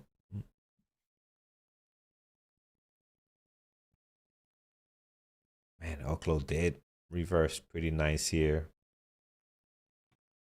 You guys take it on OKLO? I know the spread was intense, but you guys take it or what? You're stuck in PLTR. Oh no. What's PLTR doing? Long, short. You took it long here. Well, you're not stuck. You can always get out. But I hear what you're saying. I get you. I get you, Beth.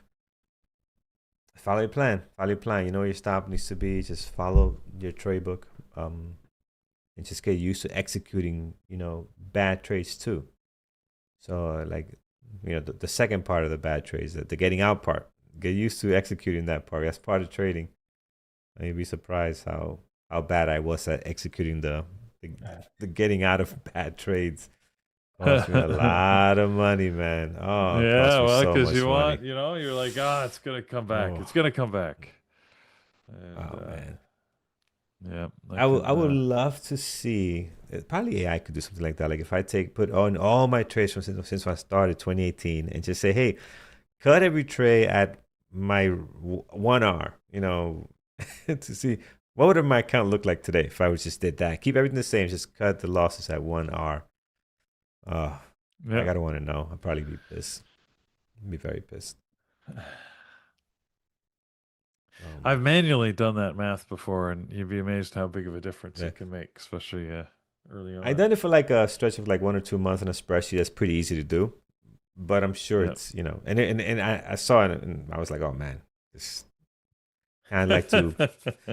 And I did after having like a couple of really bad days. I'm just like, if I just do this, so I did just kind of reconfirm what I already knew and put like some numbers Yep. to it to make it more real. And yeah, it's awesome. It's 5 days. It's just 5 days. If I would have stopped in those 5 days, it would have been incredible. So uh, Tesla, Apple and Tesla both looking like they just want to trend higher here. Break that high of the day. Apple's coming to it as well. And Peter is waiting for a reversal on these. You bet. I can see, I I can am hear Peter right lurking. waiting, I'm lurking. lying in wait. Yeah, lurking in the shadows for the reversal. Lurking in the red candles. That's what Peter's doing. Lurking in the red candles. That's me. Mhm. Just a vicious lurker right here.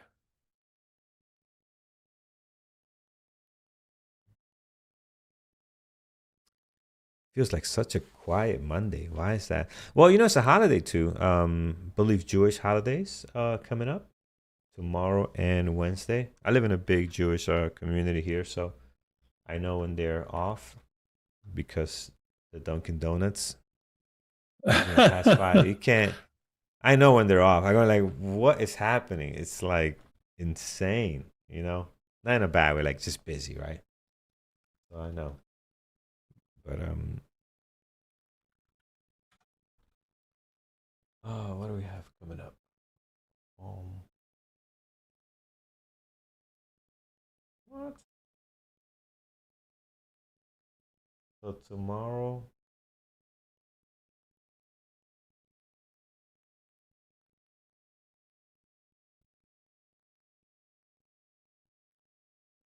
That's some interesting stuff. There we go. Come on, Tesla. No, drop Tesla. Oh no, it's not ready. All right. Oh, look at that. Yikes. That's why you get out. That's why you keep your stops tight. I was trying to get a short, of course, on Tesla here. I got it at break even and it popped to a new high. So, all right. Gotta wait for a real trade opportunity.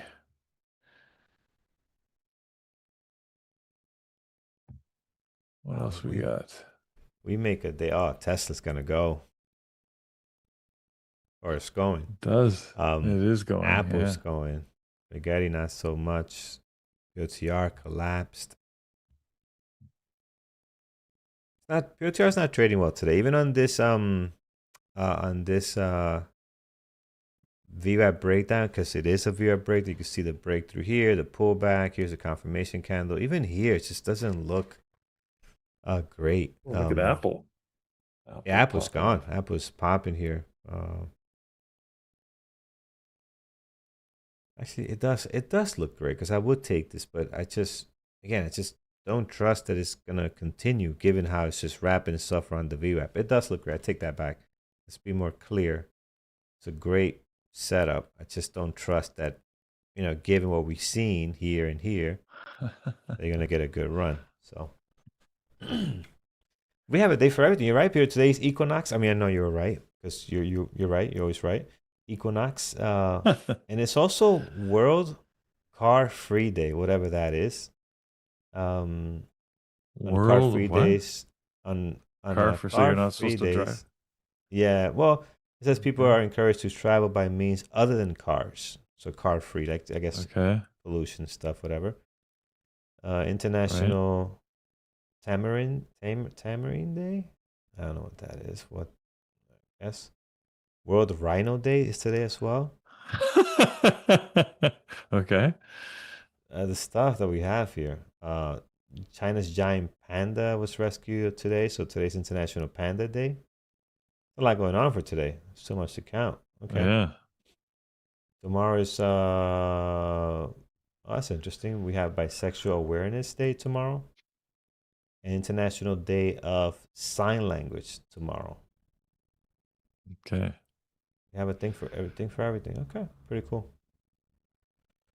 All right, there we go.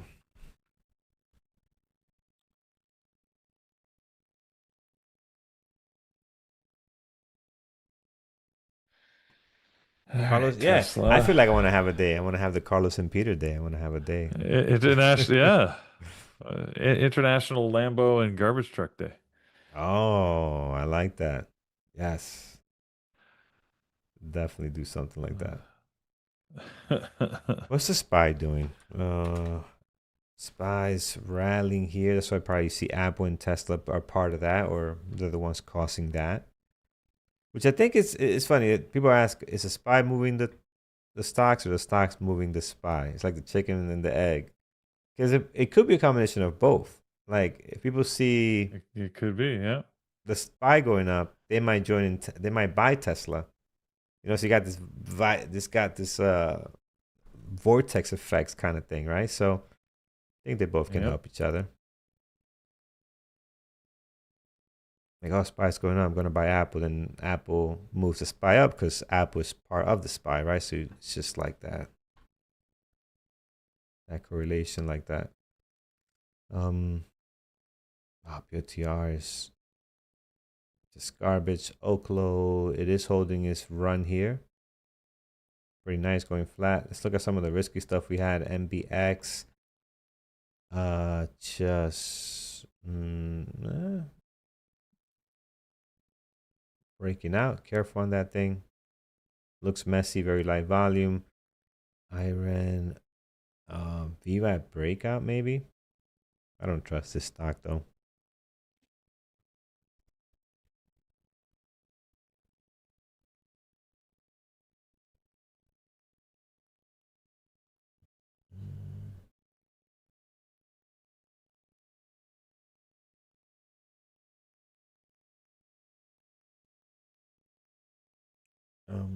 LABT day. What is that? LA Lab Day.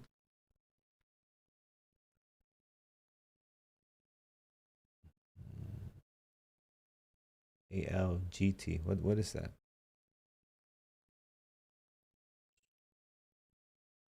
Yeah, Joe, I'm seeing that on Iron, this BI breakout. I don't know, this stock doesn't trade very well. Today's their day, though. They're in play for sure. So today's their day. I mean, I have a good one and done. I'm not gonna lie to you guys. I'm tired, so to leave this day Yeah. green, it's a big plus for me. Big plus because I'm really really tired. So I'm considering that. You know, I want to put on more risk. So, and as soon as I'm done here, I'm going straight to my beautiful bed. Straight, Peter. Oh, I need my eyes are so heavy. I need some sleep, man. I really do. Got some beautiful shades Well, too. yeah. My shades, like you put these things down, and you can't tell what time it is. Pitch black. So Right. love that, love that. Oh, Lambos and garbage truck. Oh, I should have known that. LAGT. Lambos and garbage truck. Yeah. Yep, yep, yep.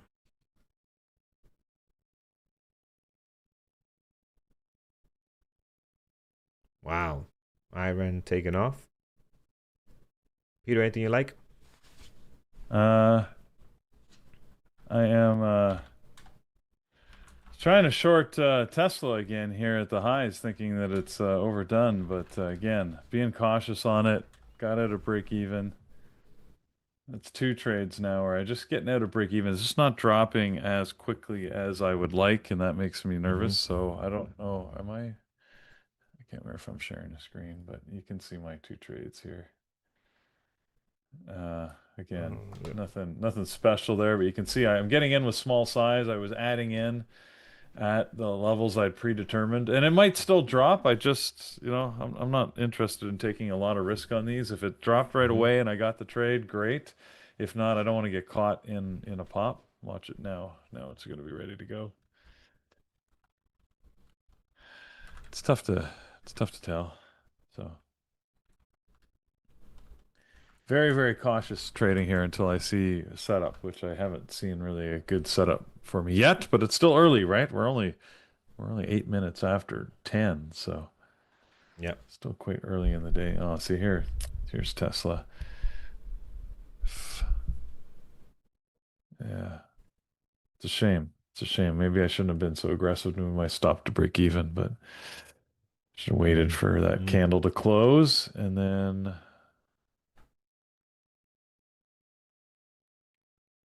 could have had some good opportunity.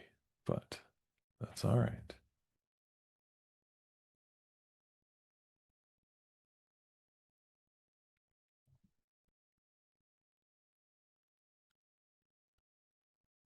Okay.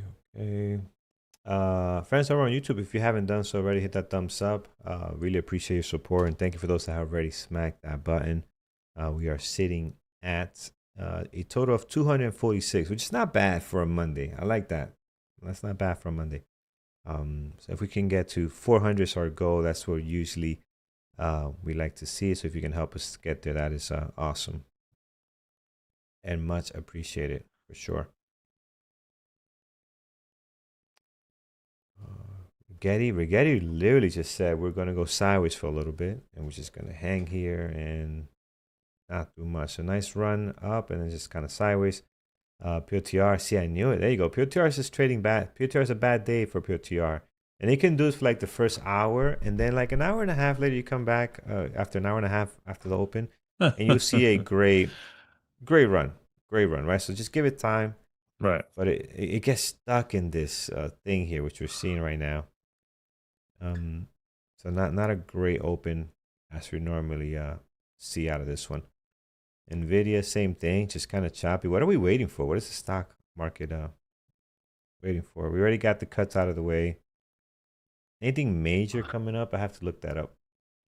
Or if, Major in terms of economic data, not really. I mm-hmm. mean, we had the big rate announcement. Of course, that was the big thing for last week. If I look forward on the calendar, at least for this week, I mean, we do have jobless claims that are coming up on Thursday. The PCE numbers are coming up on Friday. But other than that, and those aren't huge. Yeah. Yeah, let's see. At the end September, we'll have job openings. It's What does pretty quiet actually. earning looks like? Let's see earnings. I know we Oh, have. look. Ow. What- Sorry, Tesla dropping. I just no, I just smashed my heel. But Oh, ow. okay. Ow. Well, that's bad too. Anyways, but Tesla is dropping, and yeah, that still, if I just held on, look at that. I mean, it sort of dropped immediately after I let myself get stuffed out. So, Yeah.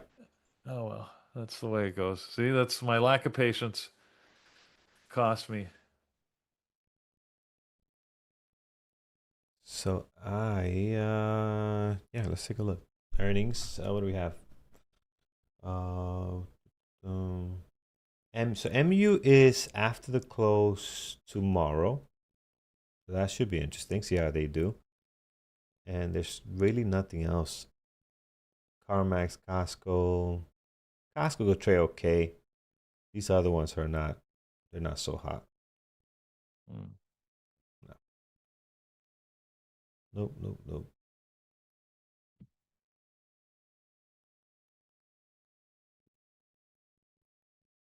Not so hot indeed. Oh, let's see.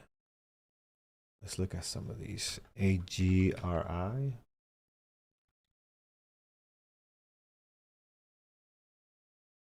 Not doing anything.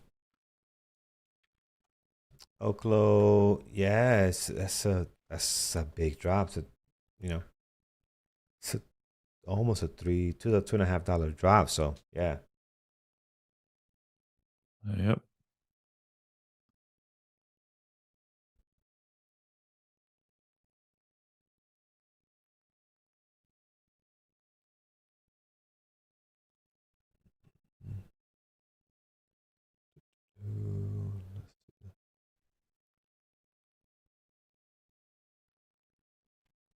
You guys are genius. No, man, we are. We wish we were. Wish we were genius. We wouldn't be here. We'll be creating a quantum Exactly. computer and making you guys invest in it. You know, that's what we'll be doing. We wouldn't be here That's right. working That's for what a living, trying to genius make people do. trying to scrap trading stocks. Trying to You scrap know, we enjoy this stuff. Nah, we We do enjoy enjoy it. this We do stuff. enjoy it. It's Yeah, fun. we enjoy it. Yeah, it is fun. It is fun. But you cannot come a billionaire out of this. You know, now creating I mean, quantum. not yeah, We could become not a exactly the way we do it. yeah. You could become a billionaire doing this, but Yeah, you'd have to it's change the way yeah. you trade, right? Because once you start to trade big volumes, then you have other rules and big market impact, and like we'd start Yeah. moving the market if you wanted to try and be making $100 million trades, right? And that Yeah. has Yeah. its own responsibilities and restrictions that come with that. So It definitely hurts you. Get to a point where you just gotta, you know, put into other vehicles, of course.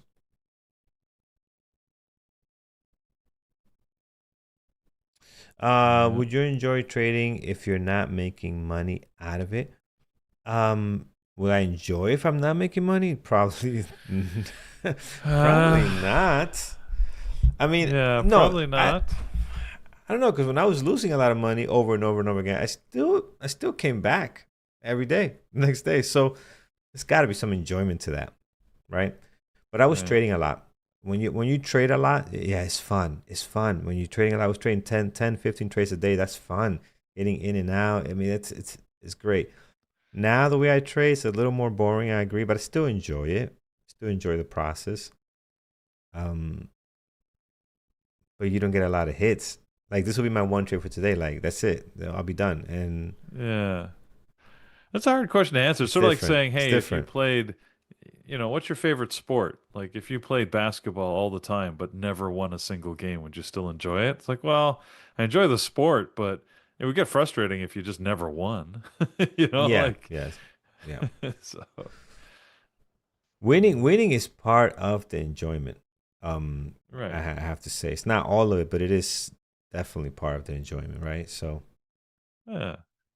Again, it's like winning in the sport. You don't always want to win to win. Like I've learned that over the years. You want to win because it demonstrates your ability to execute your skill. Right. right? And Yeah. that's the rewarding part. That's what feels good. Hey, I that play, I made that play really well, or I did. That's why golf is so addictive, right? How do you win at golf? Like, especially if you're out with a bunch of buddies. I mean, you don't, right? I mean, Yeah. you could have the best score of everybody, but even if you've got the worst score, you are going to remember that one shot where you're able to demonstrate your skill and you lifted that ball, it landed on the green and three inches from the cup, right? Like that's what keeps people going back. You might have scored Yeah. 120 that day, Yeah. right? Doesn't matter. I remember that one shot, and you're thinking, That's what a it. great day. That's So, it. Wow, look at Rigetti go, friends. That is nice. yeah, Iran is up here too. It's actually also moving. So uh, I'm a little regretful here that I didn't have a little more patience on Tesla, but that's okay. I'm still getting comfortable with this early trading. Apple. Ooh, Apple's making a potential retest here. A little bit of an extended mountain pass, Yeah. but maybe. So about adrenaline is part of it. I don't get the adrenaline rush I used to anymore. I don't take as big as positions I used to. But man, I used to get the rush, like, like the Coke rush. Let's call it the Coke rush. It used to be definitely a rush. It's like, Okay. All right. it's, I, I'll have to take but your word for that. Oh, here we yeah, go. Apple hitting a new high of day. Yeah, new high of day on Apple. So, all right. So there goes that trade in the short term. Oh, see, but Tesla, I could have, Carlos. Ugh. Oh well, live and learn. how do I know? Uh, No, I actually don't know. I actually never tried cocaine or coke or anything. But you've seen enough movies. Come on, who hasn't seen Scarface, yeah, right? Come on, the pile. Scarface. Yeah, that's The exactly. pile is Yeah. it's classic, man. He's Uh, like, ah, you want to say hello to my little friend? Like, you come want on, to you want to play rough? Okay, let's play rough. be I mean, that's just a beautiful thing. It's a beautiful man. What a great that's a great such a great acting in that movie. It's unbelievable. Say Yeah. hello to my little friends. Oh, I went to see that. There was Oh. when they bring the movies back to the theater, like really old movies. So I Right. went to actually like maybe it's before COVID, just right before COVID. Man, what a great time! Right. Everybody knew the line. We all knew the movie. We all knew the lines. We're saying it. It was just awesome. Yeah. That was pretty cool. Yeah, and the theater was packed. It was like they were doing it for like I think it was either 2 days or something. Theater was packed. It was awesome. And Right. when that line came on, the theater just went insane. Just I can it bet. was That fun. sounds It like was fun, fun. actually. Oh, it was a lot of Yeah. fun. I didn't know what to expect, but it was a lot of fun. I never done that. Like gone to see like in one of those Right. old classic movies, an actual theater with random people. It Yeah. was nice. It was nice. Yeah. Cool. Oh. I've been to one of those. I went to a Rocky Horror Picture Show once, and that was very entertaining. Where you throw the toilet paper at the screen, and it takes a very special theater to allow that to happen because they, of course, knew what they were in for. A lot of Mm-hmm. mess. I think it's one of those where they had rules where you couldn't, uh, I can't remember because there was like, was it eggs that at one point they do that? Of course, they don't allow you to do that. And the confetti, they never like confetti. Confetti just gets everywhere. All right, that's But a toilet mess. paper they allowed, and there was something else that they allowed. I can't remember. Anybody a Russell? Sorry, a Rocky Horror Picture Show fan? What are all the props you're supposed to bring? Mountain Pass on Tesla. Yeah, I'm watching Tesla here. Not it wasn't really. I was playing sort of an extreme reversal on Tesla. So right now it isn't. It didn't actually retrace enough to create a Mountain Pass. So I was watching Apple for a Mountain Pass. It broke that for me, at least based on my rules, because it went higher. Stupid little fly. Uh, but yeah, now just keeping an eye on a bunch of other things. See what we get at these highs. Yep. Yep. Where the SPY is, well, it was green very briefly. It's almost green again.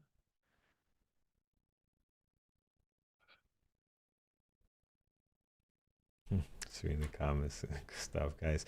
Yeah, you think so? You think Al Pacino was a terrible actor? I don't know. I don't know, man.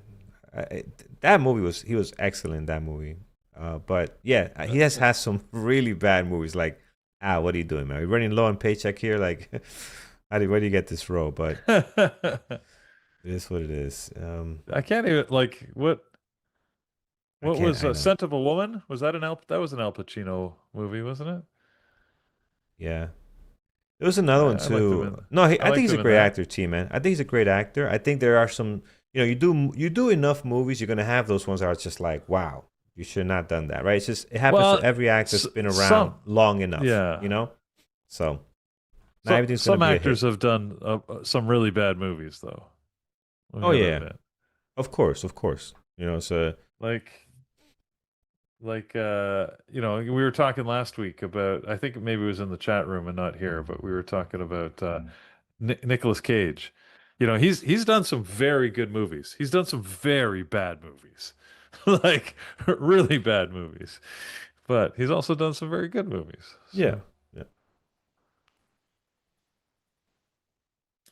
all right, watching Apple breaking to a new high again. AMD did sort of hit a high and it's pulling back a little bit, but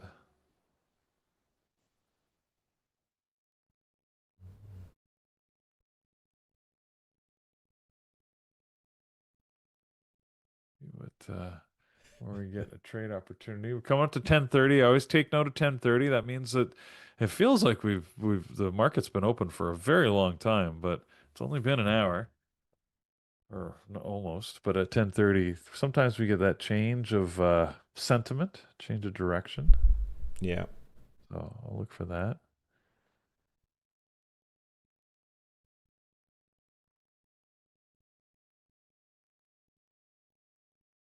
We were talking about that exactly, that Ian B. Denzel like always plays the same guy, sort of like Sean Connery, always plays the same. Sean Connery had I mean, apparently not a great guy, but it's just a fascinating body of work because he was cast in these things where we were supposed to believe he was an Englishman, an Irishman, a Scotsman, an American. He was an American cop once, and he did the same accent, played the same guy, but we were it was up to us to make believe he was whoever he said he was. Oh, a Russian. He was a Russian too. Yeah, thanks, Ian B. That's right. Hunt for Red October. So it's like, and same accent, same. Like I love it. It's like you guys figure it out. uh, anyways.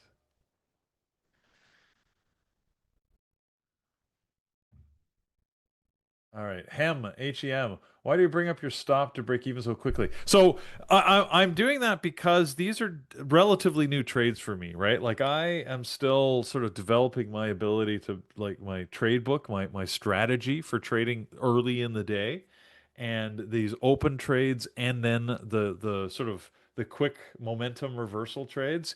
And basically on these trades, my stop is going to break even so early because I'm just not comfortable with them. It's not a trade that I feel a lot of familiarity with, that I'm not, willing to sort of leave them to run. And yeah, I mean, Tesla, it cost me. Same thing, Tesla both ways actually, because I actually the only thing I've traded today is Tesla long and then short. And in both cases, if I'd held on, it would have worked out and worked out quite well. But I'm okay with that because I figure I'm still in a learning phase. So instead of going back into a simulator to play with these trades, I'm trading um, with what I consider low risk, right? Because I'm moving my stop to break even. I'm just sort of feeling these trades out, and if I get enough confidence from like, hey, if I just hold longer, then they should eventually work. Then I'll start to be able to extend my ability to manage the trade effectively. Maybe not the most effective way, but also I have to admit there's a little bit of feeling I need to be active and entertain you guys. So so I'll get in. We'll try the trade out. We'll jump back out.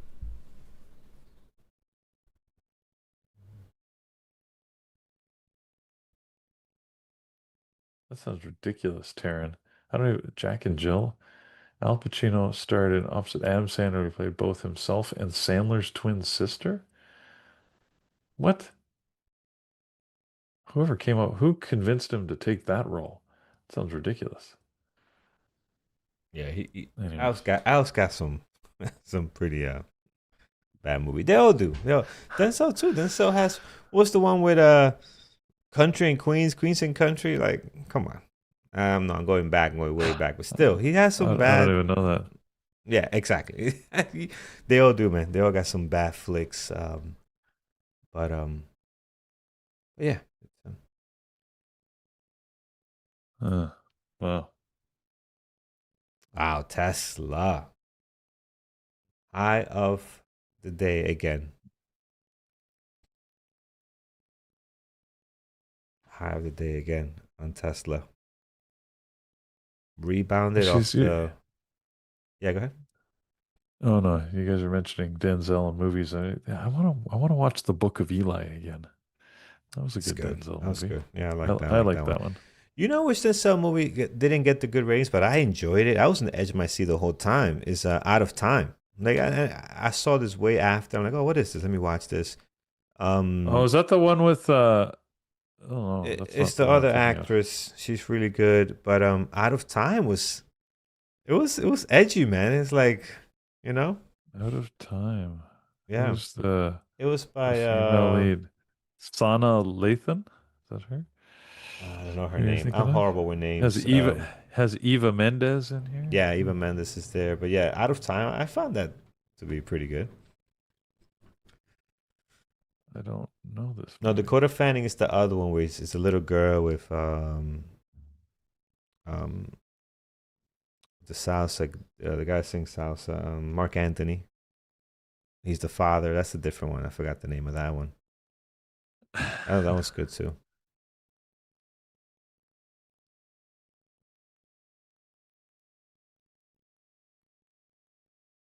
Man on Fire. Yeah, I like that one. That was good. It's a good movie.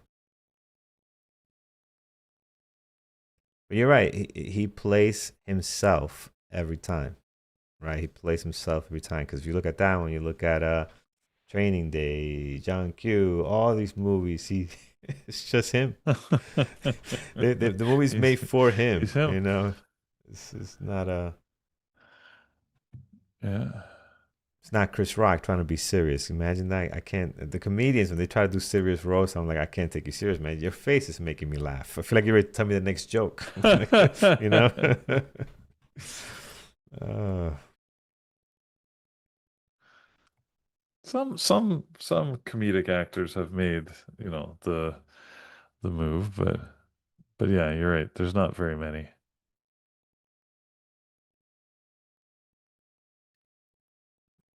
I mean, give me an All Eddie right. Murphy serious movie that was not a comedy. It's just stuff. Uh, Oh no, even the cop movies eh. were Beverly Hills were still comedy. They got their Oh comedy, but yeah. Those it's were just definitely, so. yeah. Uh, Let's see. Did he ever have like a truly dramatic role? I think he has. Dustin, good How about videos to.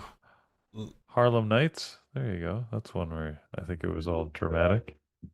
Mm. It wasn't a good movie, but he tried.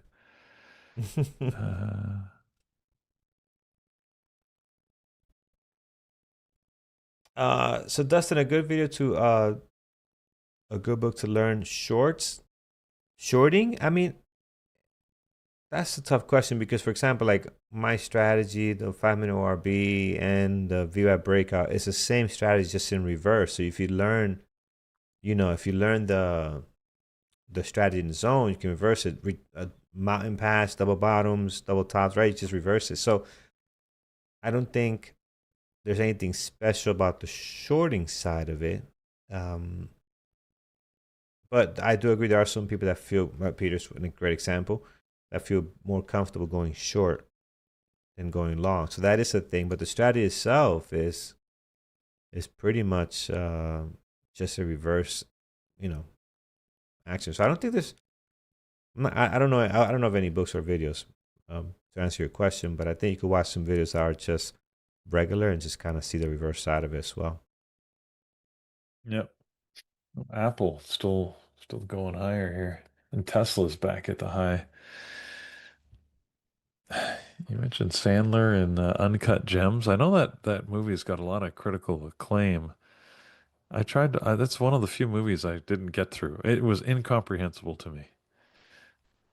Um, Hen, great question. So the question is, if you're not trading because you had a good day, then is it emotional? As all your trades should be independent of each other. Absolutely, you shouldn't trade just because you had not trade just because you had a good day.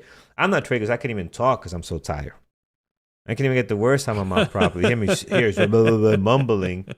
I'm exhausted, man. So I think my performance, my execution will be bad. My decision making it's not going to be the best. So that's why I'm not trading right now. Now, I had days where I'm had one and done. I just don't feel like risking more. Yeah, yeah. Yeah, I had those sure. days. I'll be just more Yeah. picky. Like I'll be very picky. Like I'm only going to take something if it's A plus plus, because we do take B type setups. Like we'll see something. You know what? This doesn't look great. We'll Sure. tell you, doesn't look great. I'm gonna give it a shot. Let's see what happens. You'll see that those type of words Right. just like that, right? Peter took a couple of shots at Tesla, very tight stop. Why? Because he had an idea that maybe it was not gonna drop, so he's not gonna risk the whole house on it, right? Because you have an idea it's not that best trade. It's not an A plus plus. Right. So on days where I made money and I'm sitting green, if I'm gonna take a next trade, it's gotta be one of those A plus plus, right? And then next question you're gonna have, well, shouldn't you always take A plus plus setup? No, there's some good opportunities at category 2, B plus, even C plus can turn out really good at times. Risk a little bit less, go half size like Peter was mentioning. So there are some opportunities there you can take advantage of too, right? Um. But yeah.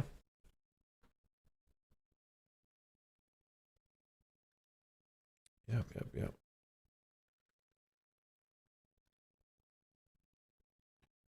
The TM.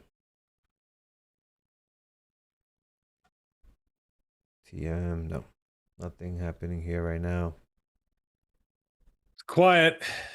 Quiet. A lot of stuff. We had a good initial move on a lot of stuff like OKLO we were looking at, and IonQ and Rigetti and QBTS. All they had very similar moves, but it all seems to have flattened out now. Much quieter. Let's see. No, I have my scanners. Oh, let me go back and check. I have them up, but let me refresh. See if it came up. Maybe we should get our buddies from the chat room in here. Let's merge things, see how their morning's gone. I haven't Yeah, been let's listening do to it. them, Carlos. Yeah, I had them up here, but again, without listening, not sure what how their day was and what they did today. Yeah, Apple's on a tear, friends. If you took Apple this morning, it is on a tear. So that is pretty nice. Pretty nice. Gary, Brian, hello. Interested in joining us on YouTube? We can merge things up. Oh, let me I'll send you a link. One sec. Yep. I'll get them All one. right, let's do a giveaway. Let's make this happen. Let's give away, and then we'll transition over to them.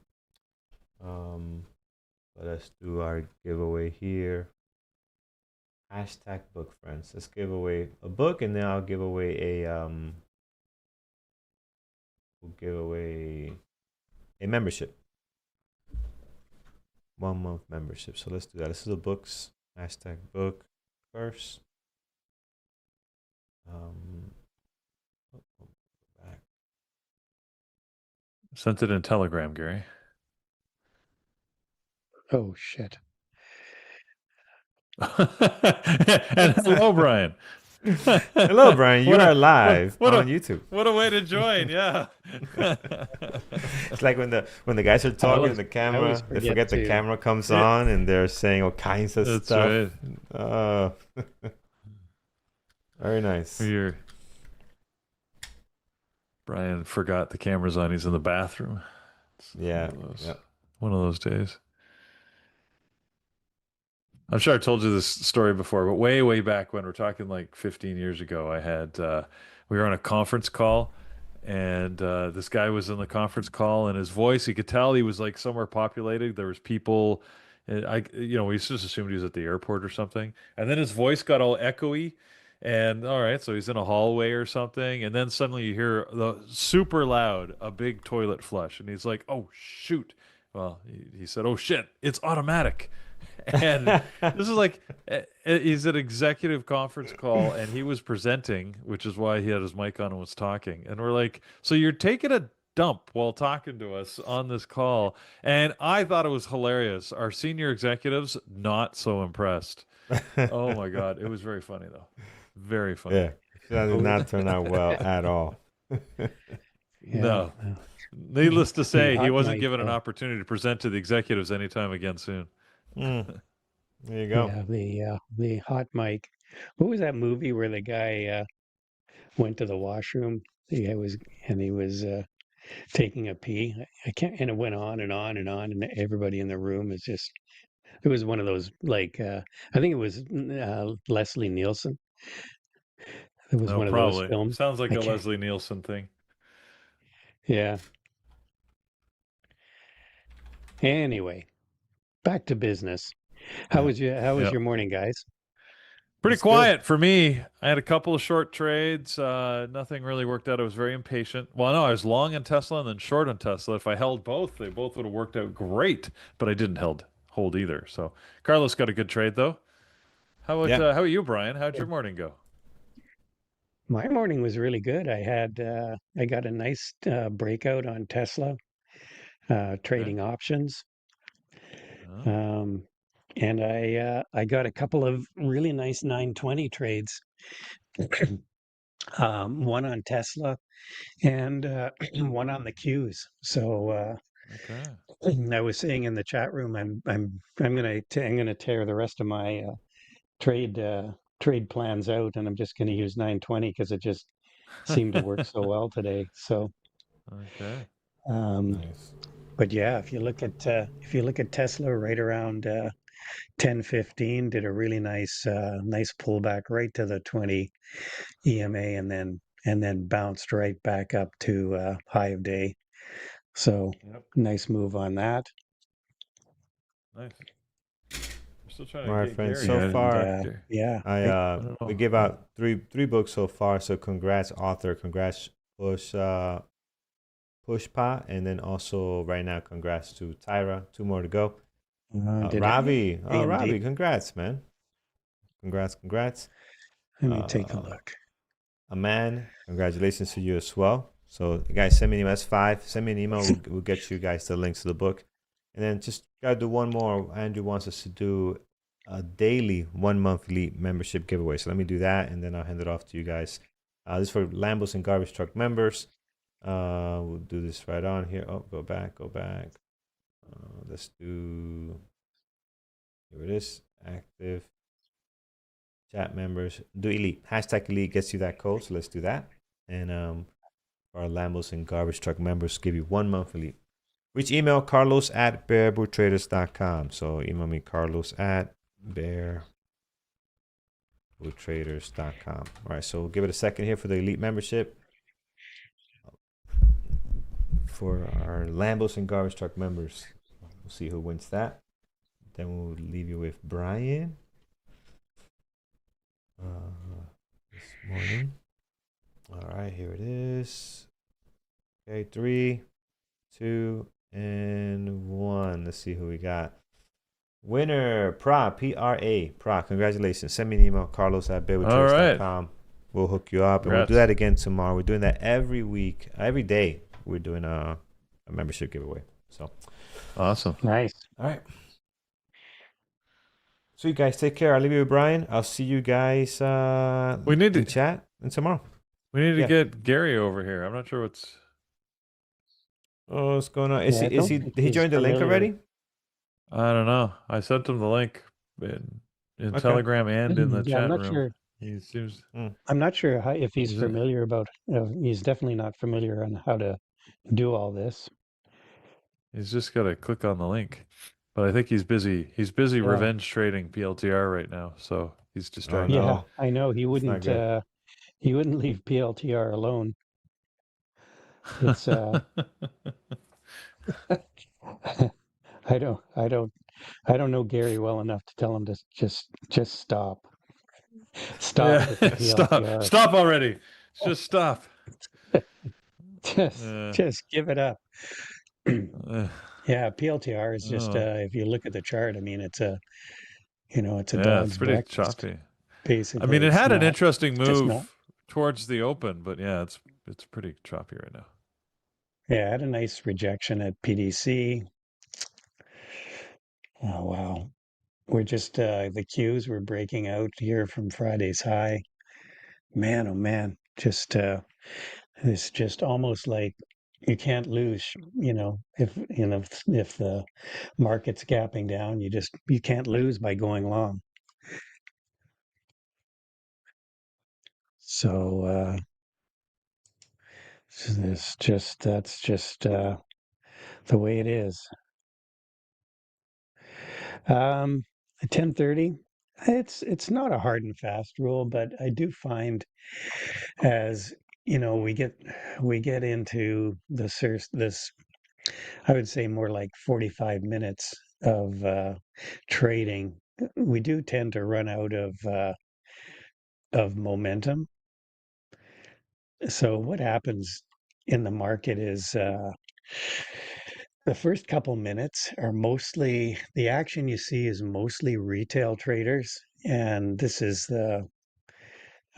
what the professionals, the institutions, and the market makers call the silly session, the first 5 minutes or so, and they usually don't participate in this initial little couple minutes of the open, and they let things settle out a little bit, and then they start to make their trades and take their positions. Um, we had a tour of the stock exchange with the crazy Einstein guy, Peter. And basically, Yeah. he had his trade book was basically waiting for about I can't remember exactly what it was, how many minutes, maybe 10 minutes. And then he had um, some kind of software where they searched the various traders and movers, and then they would take an entry after 10 minutes. So then, and then you get all these people positioning. And then when you get into this 10:15, 10:30, you tend to get most of the positioning out of the way. And then we tend to get into a bit more sideways action volume. If you look at like, for example, on Tesla, if you look at the volume on Tesla, you can just see how it's been just a slope from upper left to lower right. It's a slope down. There's less and less volume um, with each incremental time. So less and less volume, less and less volatility. Doesn't mean stocks won't continue to move, but there's just less volatility. So, and I'm more of a momentum trader. So when the momentum comes out of the market, that's when it becomes harder for me with the various trading plans I have. It becomes harder for me to make money. So at least on a day trading basis. Right. Yeah.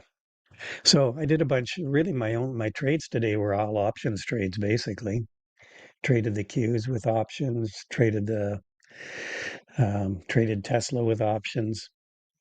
Again, I stick to options that are extremely liquid.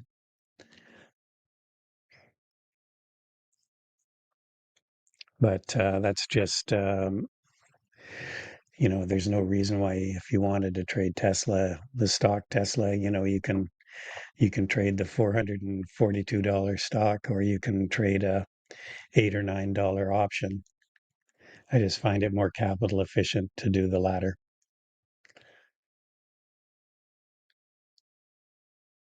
Same with the Qs and SPY. I mean, you can trade the dailies. They trade, but my trade this morning, I think on the Qs was like 70 cents. 5.99 call. I think it went. I don't know what it's at now because I'm out of it, but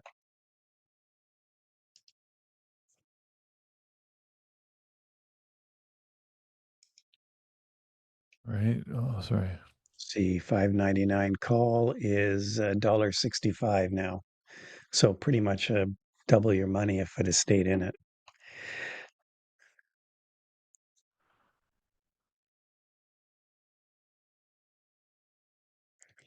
Oh yeah, it's not easy to trade options. It's like I said, you don't have to trade options. Obviously, you can still trade the stocks. Just no, if I'm day trading, I'm not doing spreads. There's I mean, you could, but if my style is, as I said, is more of a momentum trader. So if I'm just looking for momentum, I'm just looking to just like you would with day trading, just buying and hoping to sell higher, whether it's a call, which means the stock's going up, or a put, which means the stock's going down. Like for example, Tesla now looks like has stalled out at that 445 level. Couldn't quite get above it. 444.98 was the high. Wow. There was just some orders just sitting above there that they just wouldn't let it go higher. Some people were just front running that 445 level. It might still get there today. Qs and the SPY at the high of day on both of them.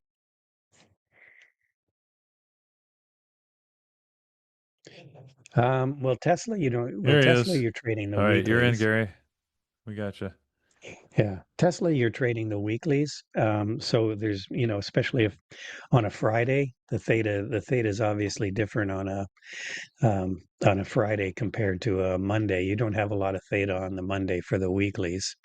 But certainly if you're trading the QQQ or SPY, you if you're trading the 0DT options, which are the ones that expire end of day today, they would you've early in the morning there isn't too much theta, but certainly as you get on during the day, I wouldn't trade these later in the day unless Uh, there was some event that really caused the market to go crazy. Carlos, if you're out there, we've got Gary. Could you enable him so we can hear him in YouTube? And then we can get we can then set her up in the chat room for the next few minutes, Sometimes I anyways. swing trade options. I swing trade some options. If you watch my YouTube video on the weekend, um, there's some I'll swing trade options. Like I was selling puts, which is a little risky, but I was selling puts on UNH when it was trading around 300. Sometimes I'll do risk reversals, which are you sell a put below the price of a stock and then buy and use that money to buy some options higher up, and that you would use that obviously if you had a strong conviction for a stock to go higher.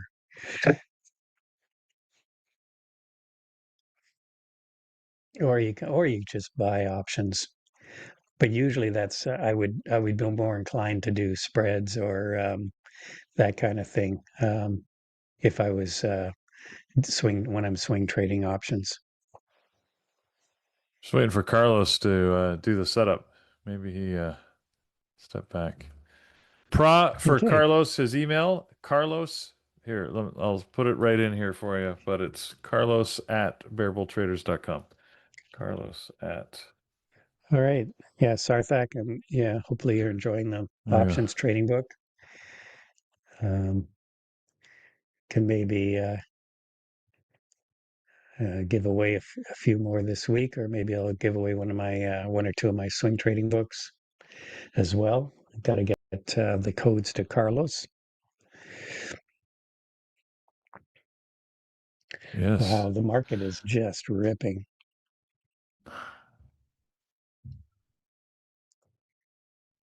This year, and particularly these last couple months, or at least actually, this year has been absolutely amazing for swing trading. People have asked me, what is it? Do you make more money swing trading or day trading? It really depends on the year and what the markets are doing. But this year has been an amazing year for swing trades because I tend to like the little bit more risky stocks. Sorry, Gary. I don't know where Carlos has gone. He needs to make the link. So right now you can hear me. I can hear Brian. Brian can't hear you, and the room can't hear Brian or I. So until Carlos, yeah, yeah, yeah. Okay. Okay, Carlos Oh, says he's here. oh well, too late. We already aborted. Oh, he aborted the mission. Yeah. Oh, yeah. So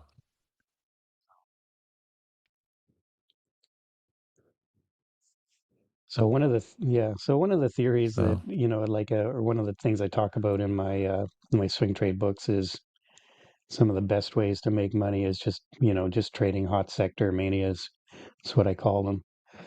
And as I mentioned on the weekend, your hot sector manias now are anything related to AI, which includes like the derivative plays like power. Like that's why OKLO has just been on fire, so to speak. And that's sort of funny actually, because if okay, OKLO is ever on fire, then you need to short that thing because that would be very yeah, bad. exactly, yeah, because that's That's you wouldn't want another nuclear reactor fire. Uh, no, exactly. AI, and then last week, these quantum stocks really just came out of nowhere and just started to rip again. Right. Yeah. And and anything sort of rare earth elements has been great.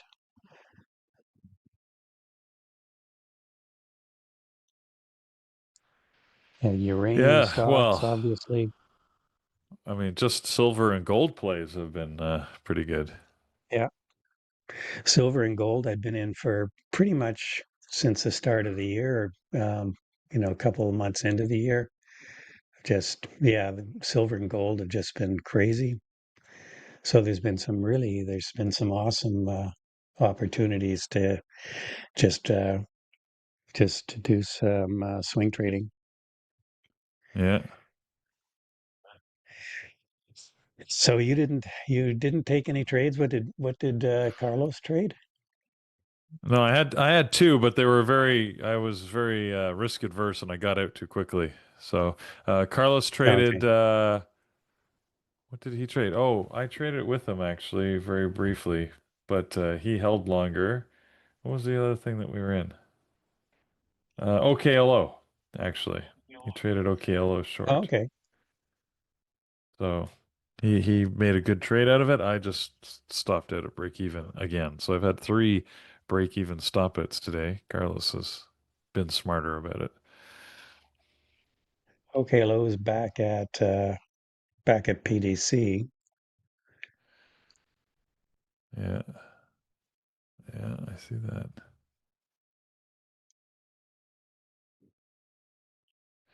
Yeah, it was a good long Yeah. off of if you went long from the VWAP earlier this morning, but because it never Mhm. retested.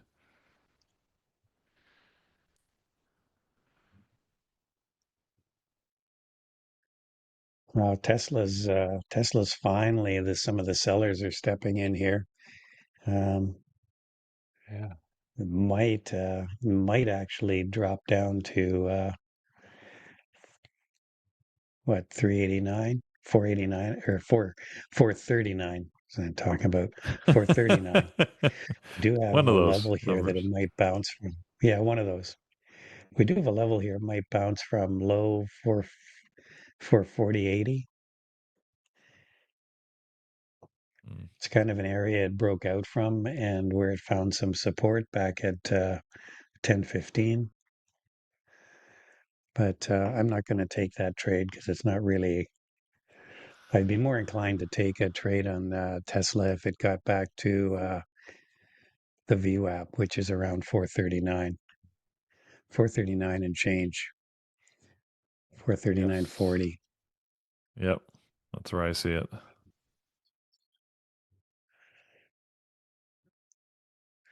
It'd be a possible long there.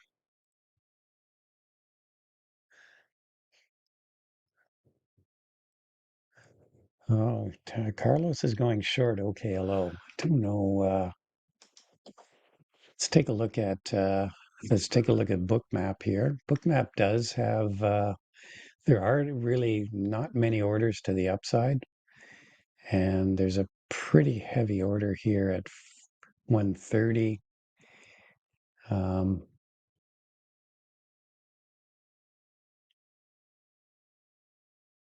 I don't know what he's don't know what he's I can see a 125 order as well, fairly big, but and a 130 order is mediocre size. Yeah, I don't see what he's seeing in that trade, but um,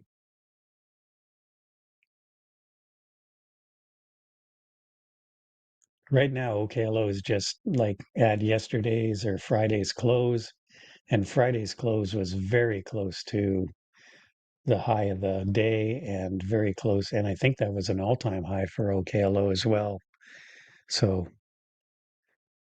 maybe seeing something, certainly some resistance there.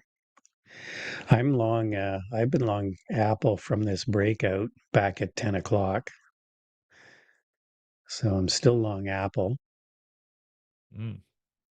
Okay, well, then you're doing good. Moving higher.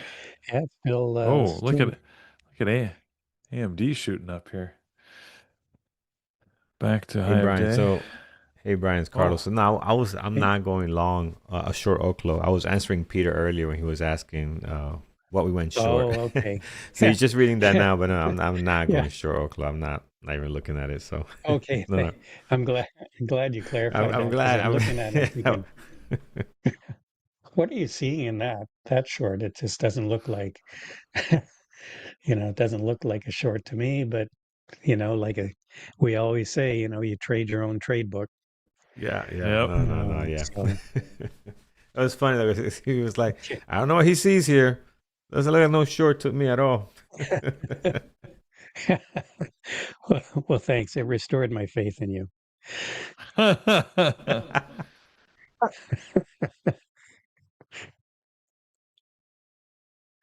Anyway.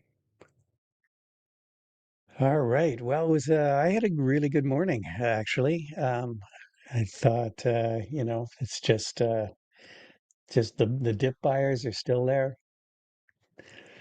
Buy the dip. This market just does not want to go down. Trend is your friend, as they say. So they say. Yeah, you knew that T-Man. Yeah, I know. Yeah. That's why, like I said, I was really puzzled by when he said, Oh, I saw that in the room. What does he fight the see there? trend. What am I missing? Yeah, don't fight the trend. Yeah. It is making me a little nervous, but I mean, we're still we're still moving up. It's kind of shades of 1980. With the dot-com bubble. Probably a lot of you weren't even alive then, So, which is a sad it, thing. uh, it makes me laugh because, yeah, that's probably true for some people, anyways. But Yeah. Ashish, how do I set up a scanner for swing trading in the trading terminal? That's a good question. I don't use, I don't use trading terminal. Trading terminal scanner is really for the day trading stuff. It's not really set up for swing trading. So this is the only time I'd recommend this, but you know, I do, I'll use FinViz for swing trading scanner, just because trading terminal doesn't, as far as I know, doesn't have like a swing trade sort of screener. So there's all sorts of, there's all sorts of screeners out there. I mean, there is lots of web-based screeners like bar chart is another one. I just happen to use FinViz because it's what I started with before Trading Terminal was available. But in my swing trade book, I talk about some scanners, some scan setups that I use for swing trading. So, all right, 8:02 or 11:02. I'm going to drop off here. Who's coming All on, right. Peter? Do you know? Thor. I Thor's don't coming on in a actually. second. He just needs a Thor. couple of Okay, minutes as okay. he finishes up something here. So I can hang Okay. for Okay, a little bit while he comes back. well, I can So stay till Okay. Thor joins us. That's okay too. okay, cool. Yeah, AMD's had a nice it's coming up off a nice weekly low.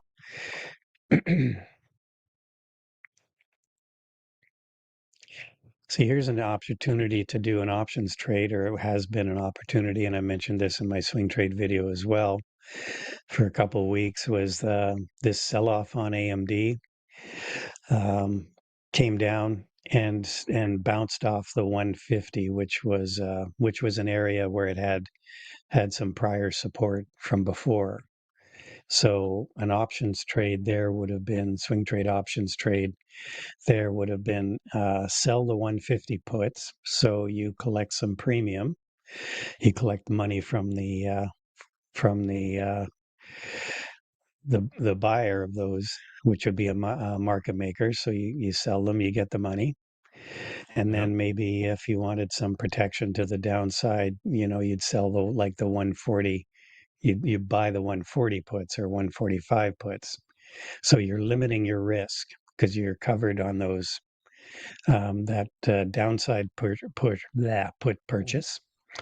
So you're giving up some money there, but you're not risking getting blown out if something bad comes out about AMD and it drops to like 125 or 130, and now you're obligated to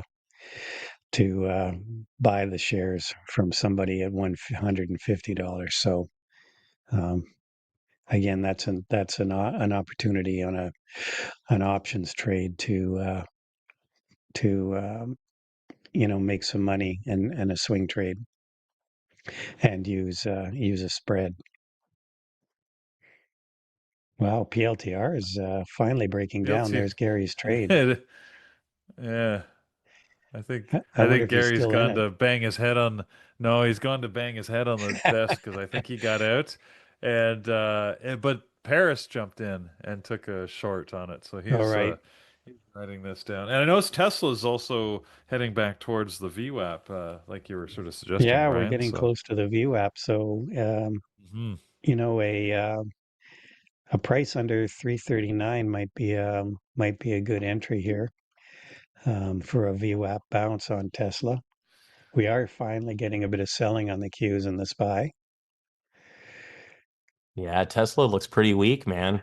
It rolled over off of its ATR high and it's just been dying ever since. What's up, everybody? Sorry it took me so long to get here. Hey, Hey Thor, good good. morning. Hey, How are Thor, how you? was the weekend, I, buddy? I'm I'm okay. We're just gonna say I'm Oh, okay on this one. I'm oh, exhausted. I've only slept like maybe 6 hours in like three oh no. days or something like that. So Oh I'm a little man, burned out. Life of a So single guy. party animal. I wish I was Yeah, partying. Oh no my kidding, eh? God. Can we really? Yes, please. All right. Okay, well, I'll leave you to it, But yeah. Thor. hopefully he can. Your day gets better, better than yeah. good. Most Hey, I'm hanging excellent. out with you guys now, so my Yeah, day is amazing. yeah. So it was absolute crap 3 seconds ago, and now it's just the best day I've ever had in my life. Why? Look Because at that. Peter and Brian are here, the There you prophet go. of profit and the best smile Right. in the business. Oh, wow. You know, I don't know which one's which, but you know, Right on. it could be either. So, but Yeah, really appreciate you guys, and thanks for right. hanging on for a few minutes while I Okay, handled a very not as entertaining for phone sure. call. No problem. Okay. Cheers, buddy. Cheers. Take care, man. So now the bonus to being an insomniac for a little while is I got my trading done today before I really even got started.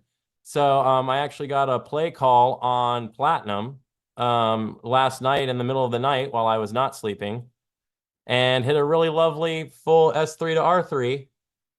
So I woke up today with nothing to do, which was good because I had a whole lot to do.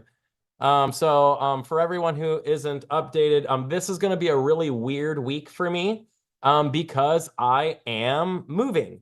But I'm also in the middle of a little what do you call this? How do you call these things? Divorcing. So A domestic disentanglement. a DOM. They say a DOM is the acronym, not depth of market, a dissolution Yeah. of marriage. Yeah. Domestic disentanglement is my favorite term. So while I'm trying to work out the house stuff, I'm also working out a little bit of the other stuff, trying to make sure everything's okay and all of this back and forth, no sleepy, doing all these different things. So man, I have just plus right now I'm the only one taking care of the kids right now, which I'm trying to fix. So, so I've just like, I've got kids, I've got this, I'm moving, so I'm packing. Look at the office. Look behind me. Empty. Remember, it used to be like a brick wall, right? And like, no. I got a new spot. I mean, hopefully, that's part of the issue. So I'm going over there. So, I'm gonna be, but I'm actually getting a new spot closer to my kid's spot. So it's gonna be pretty awesome. So I'm really excited about it. And for the record, I just got to throw this out there, everybody. Like, I just want to make sure you all know I'm really, really happy. Like, I'm a blessed individual. Like, I'm just so lucky to be doing what I do, both professionally and personally. Like, the people and like that I have in my life and the friends that I have, being members of this community. Like, I'm so grateful, right? But unfortunately, I don't know. I just got a little bit of I got a little wrap up to do on this stuff. It's pretty stressful. One of the main things that's stressful is just dealing with the kids. You know what I mean? Like, I'm trying to work, get things worked so that the kids get more access, to their mom, and and that's been really difficult. So we're trying to work it and try and do it, but I'm blessed, I'm happy, and on top of all things, when you're having an insomniac moment, you can just make money on platinum, right? So like who even cares, right? And for the record, anybody looking to swing trade metals, I think I got something for you here. We're going to start putting together. Anybody look at this. Look at this little gorgeous. See this little level right here, monthly R4? Look at this beautiful rejection at monthly R4. This is a swing entry here. So I'd be looking to get like a contract or two short, and I would have this on right now and have it at break even or stop above the high. As long as it makes a new high, I would leave this on for a while. It could be a really big, monthly CP and monthly S4 and S6 are way down here. So I'd be looking for a move way down low. It'd be pretty cool. So it'd be pretty awesome. So just send the kids off on it. Haha, no way. There's a lot of, hey, what's up, Nathan? I think you're muted.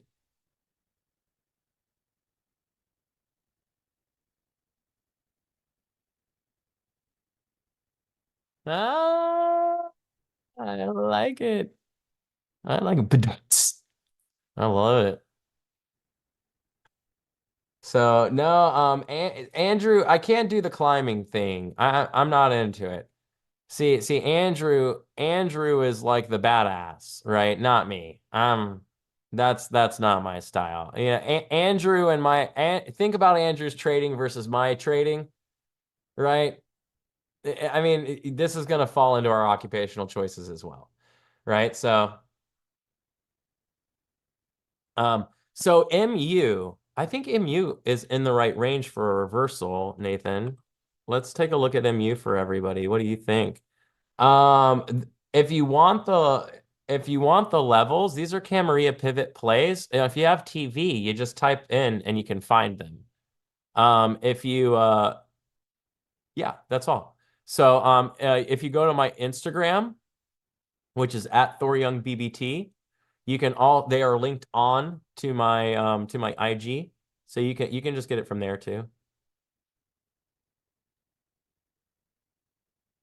But man, my eyes are like killing me because I haven't slept. So everyone, I got my blue light glasses on, trying to help me out a little bit because I'm like just looking at this is me like without them right now. It's just like so tired. I used to wear glasses till I got LASIK. Used to wear them every day.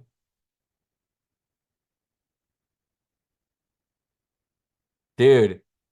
Hey, everyone in the chat room, high five if you've got LASIK. I'm watching MU here to see if a reversal sets up. So watch our rolling indicator right now. So right now we're still buying a little bit too much for me, right? Like our session overall is red. So it actually does look like we're distributing. But right now our rolling indicator would insinuate we're squeezing right now. We're not selling enough. I want this to be lower. So I'd like to see a large sell that brings our roll down a little bit. And then that'd be good. We already have big orders on the book. It's 164.50 and 164. So if we can sell, we could definitely move towards it. Ooh, God, look at Tesla. Tesla started really flipping. LASIK's been getting a lot of negative PR lately. Why is that, Starlight?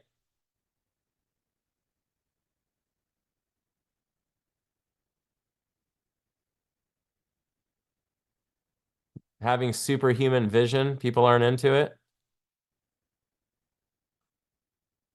So AMD for me is not a play, unfortunately. So what I mean by that, the reason why is for quite a few factors, actually. Oh, it's quite a few factors. Number one, we are buying.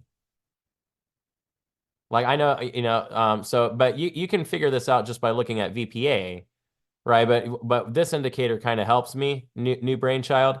But we're kind of clearly buying right now. So even right here, these are very strong buying candles, right? These are very weak selling candles, right? So I do not think we have started selling yet. I just think we've exhausted our buyers. So I would still be looking for a lot more selling before I would be able to reverse what is obviously an incredibly bullish ticker today. I mean, look at this buying from the open, and then we bought up and then bought up into this high. So this is one I would actually probably look for a continuation still out on this one.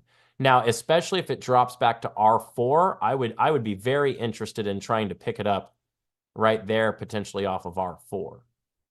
So, but it would need to move much lower and get into range to pull that off.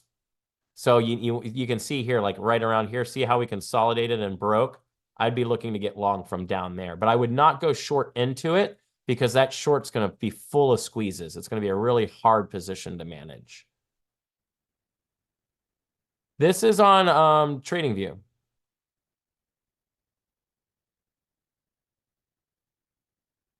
So if you got a play call on the 5 minute, not on the 1 minute, right? So and that is true. So look here. Oh, hold on. Hey, Nathan, can you take over for just a second?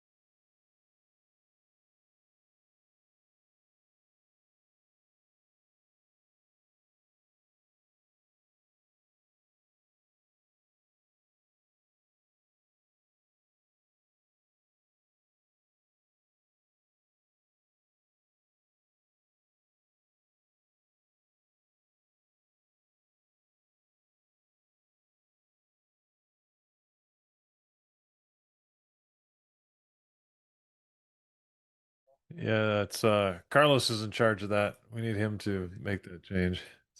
I don't have control. Well, no, I was only doing it while he was on leave on vacation.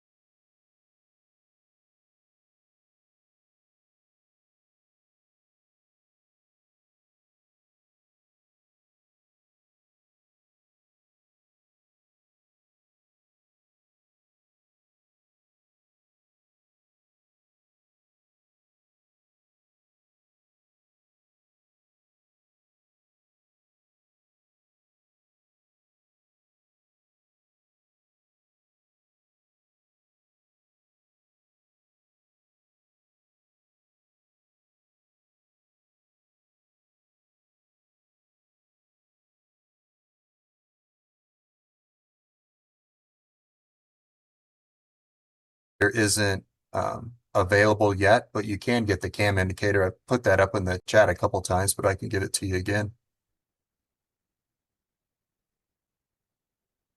Let's see. T-Man, you would say we need a tech person, but the one hired last year sucked. Hey man, so you were talking, nobody heard you because I had no idea you were coming on. So you were not connected yet. So we just got to figure out the schedule, man, when you're gonna be on, so we can get you on time. Because after 11, man, I'm tapped out. Take a break. So we just got to figure that out. We'll get together and figure that out what the schedule is. I got you. Sounds good.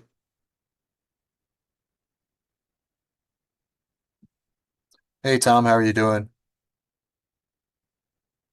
Let's see. Let's see. Do you have my screen though, Carlos, so you could throw up? I can. Awesome.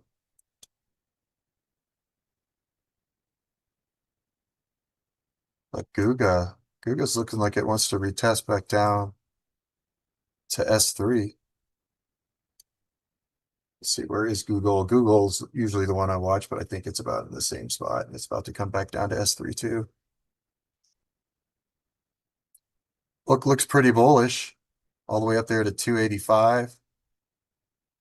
That'd be a nice trade, down 253 for about $5, $4, 254.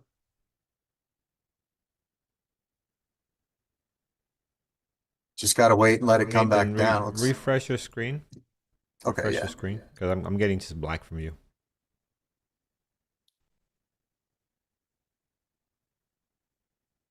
How's that?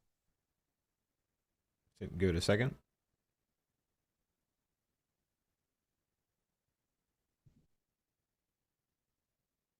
Let me do one and then go to the other one. Wait, that one's not popping up.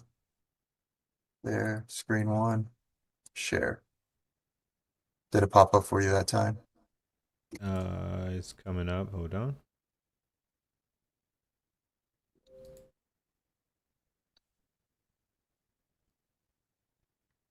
Nope, nothing still. All right, give me just a second. Let me. Are you using like multiple monitors? Is that what it is? Or I mean, I'm sure you are. Yeah, There's but it's something with just the it's coming sharing. in. Yeah. And it's showing that it's popping up, but let me try one more time.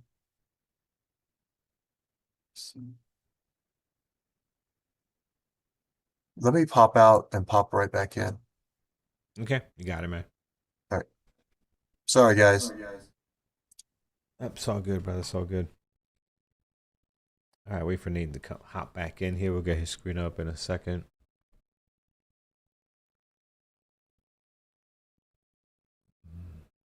All right, let's see, chat.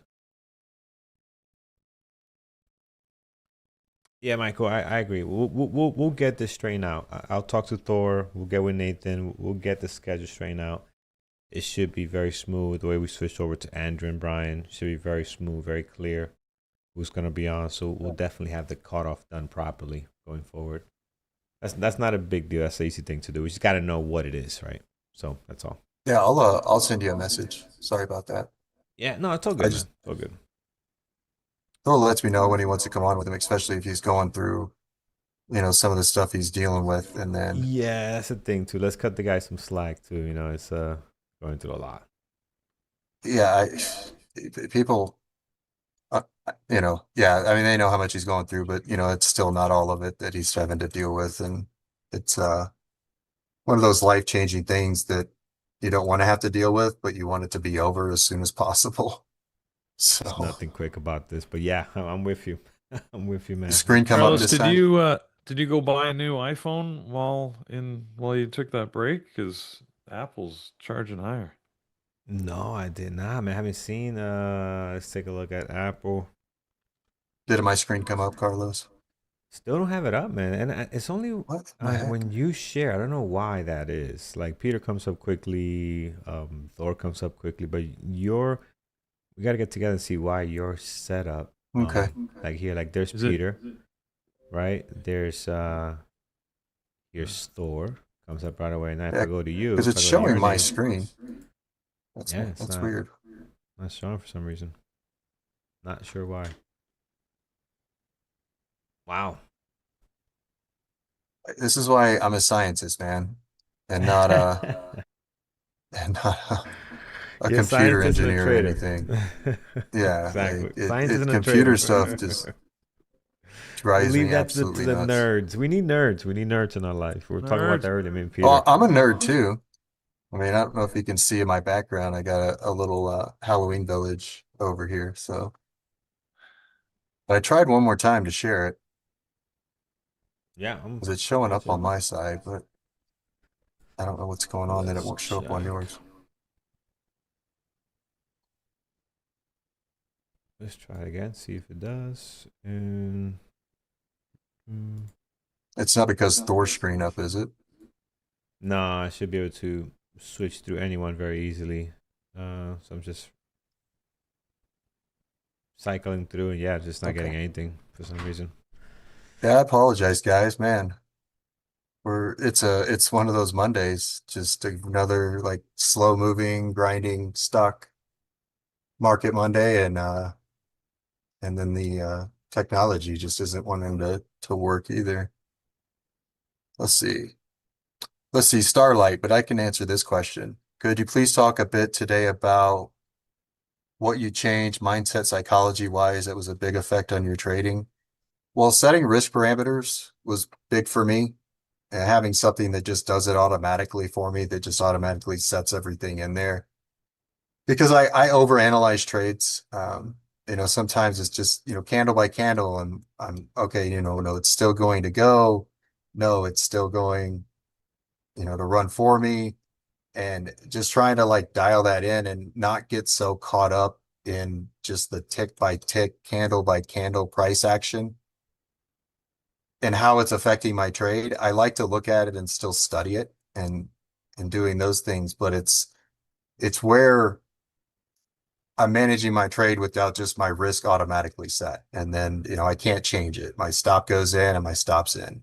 And then it goes to break even after about 2R. But that really helped alleviate just a lot of the stress of being way too subjective about my trade. And then the other thing was being okay with just stopping out of that trade and getting in with a better price or a better position. So trying to get a really tight entry on something and then be willing to let it go against me and stop me out so I can get an even better entry with the same targets still out there. That helped a lot. And you know, it's hard when you're like, for me, I'm a pharmacist. You know, I've been a pharmacist for over 22 years. You know, I was practicing for over 20 before I started full-time day trading. And in that profession, like most other medical professions, you have to be perfect. You can't make mistakes. Like you can't lose. You can't lose on dispensing a medication. You can't lose on counseling a patient correctly. And so that was hard for me coming to trading and understanding that you can lose more than you win and still be very successful. And so it was that mindset that I really had to overcome, and being comfortable with being wrong and taking losses and knowing I'm still going to be successful. So that was like kind of the big hurdle that I really had to get over. But once I did, and I did that by just setting my risk parameters, so I didn't become so subjective into the trade and just seeing what I want to see instead of just reading what price action is doing. Because if I do get stopped out on a trade and I can get a better price lower if I'm wanting to go long, like that's good. Like that's okay. It's still a win. It still can be a win overall. But not every trade has to be a winner because not every trade is going to be a winner. And just being comfortable with that and just understanding you can be wrong more than you're right and still be very, very successful.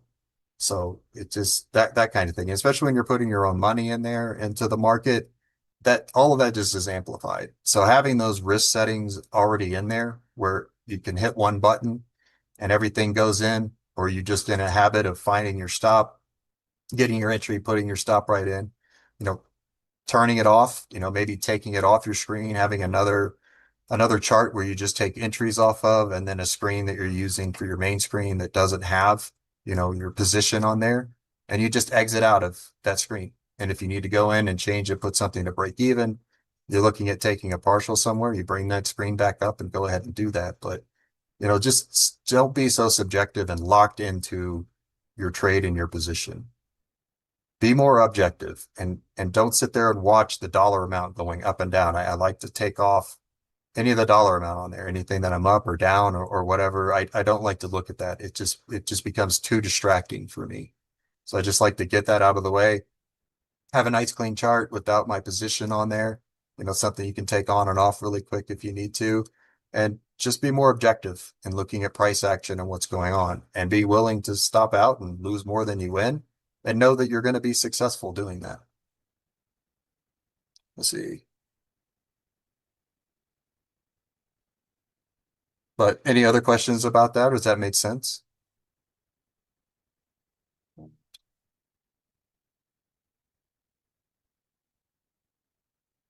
Share full screen. Yeah, learning. I'm trying to share the full screen No, on don't do there. anything. It's working. I don't know what you did. Oh, It it is just came working? up. Yeah, Okay. so I don't know. There's got to be something happening with where you're sharing, but we'll figure that out Okay. later. Because We'll go again, over it's only on your machine that happens. Everybody else is pretty quick. But yeah, I didn't do anything, and it's working. Okay. So Like I said, man, imagine if your body was like that. yeah. So it wasn't working, but it is now. But you kind of needed your heart to beat, 5 minutes ago. Yeah. Dad. He was a good man. Let's see. Yeah, absolutely, Starlight. Being a pharmacist, I kind of have a better idea of like how your body works. Like, I mean, I know as much as how your body works and what's going on there or more than I do about, stock trading and day trading, but there's chemicals and reactions in your body that happen just spontaneously. You don't have to think about them, like they just happen. And so there's things you do have control over, and there's things that you don't, but you can reprogram yourself to have control over those things. One of the big things about day trading that gets people so interested in it is, the dopamine hit, especially if you're a big momentum trader and trading breakouts. Like those happen so fast, and the money comes in so fast that it's exciting and you get that dopamine hit. That can be dangerous because you can become more focused on getting that dopamine hit than being successful. And then once you start to get adrenaline involved and cortisol and other, stress hormones, you start increasing your heart rate. You start getting, some of those toxic byproducts, into your body that affect your ability to think. If you've ever been in tilt or Hulk mode, or I call it zombie trading, where your hands get cold and clammy and your jaw starts to maybe shake. You can get into an area where you lose your prefrontal cortex, like this front part of your brain that you use to think and function and analyze things. You can actually lose access to that, and you become more, towards your reptilian brain. You're just, survival is all you're thinking of. And you don't have a lot of control over that unless you know what to do, unless you know what the signs of getting into that area of, physiology is, and stopping it and having a way to deal with it if it starts to happen, shutting it down, going and taking a walk, because you don't want a lot of that running through your body, and you don't want that increased heart rate. You don't want that, decreased mental function. You want to be the best you can be. you want to have all of those assets and those skills available, but knowing that at some point they go away. Like if you go too far down that path, all of that goes away, and there are things you can do to alleviate that and get into a better place, but you have to get away from the stimulus. And a lot of times the stimulus becomes the trading itself. And you don't want to get into a pattern where that automatically starts to happen as soon as you start trading. It's I guess not quite like PST, but something similar to where you get a stimulus and you just have an automatic response to it of being excited and adrenaline and dopamine and all of that. That's not the place you want to be to function correctly and trade correctly. You want to be clear. You want to be centered and balanced, not overly excited and just trying to get a trade just to get that dopamine hit. Let's see. Yeah, yeah, right, Ned. It's addiction. Like that dopamine hit for a lot of people. That's why they get addicted to, drugs and alcohols, because of that response that they get from, drinking or whatever drugs they're into or they want to do. And, everybody's different. And, if you've known anybody that has been addicted to some serious drugs or something, you've seen how it's affected them and what they go through. It's really hard sometimes to go back to the other side once you've gone too far. But just knowing the signs and just understanding, what's happening to you, I feel like it's a huge edge, just not in the market, but just in life in general, to know, okay, I've got a stimulus. It's like that area between the stimulus and response is where you have the power to do something. The stimulus can create a response, or you can create your response to the stimulus. And you have, that space in between those two where you can make that change and make things different. And I think everybody should take advantage of that, because that's a really powerful place. I know I'm being affected by something. I know how I'm being stimulated. I know how it's hitting me. And I have the opportunity to make that change in that small little space to create a different response. And it doesn't have to be overnight. It can be within weeks or months, but it's just knowing stimulus, here's the effect on me. Now let me start changing my response to that.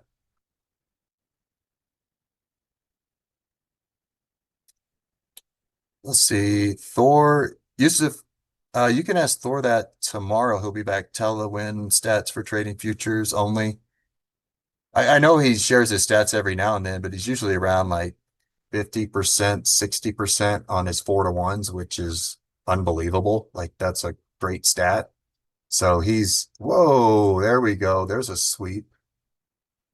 Okay, that's a stop run. If you guys wanted to know what a stop run looked like, that's one. That's a liquidity sweep right there.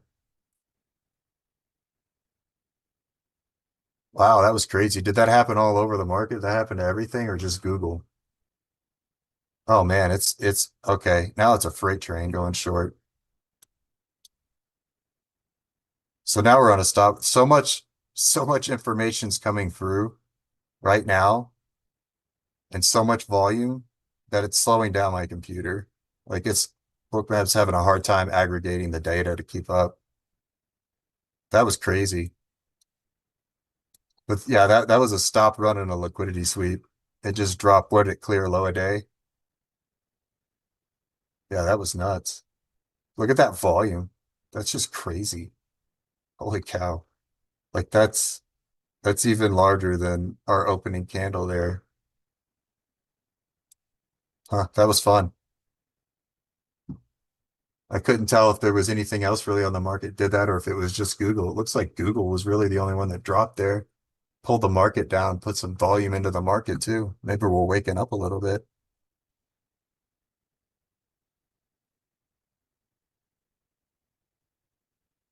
Gator, it sounds like it. I mean, it could be.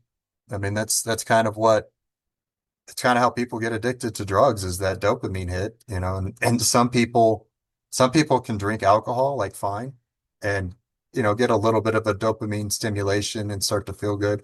For some people, it creates complete euphoria.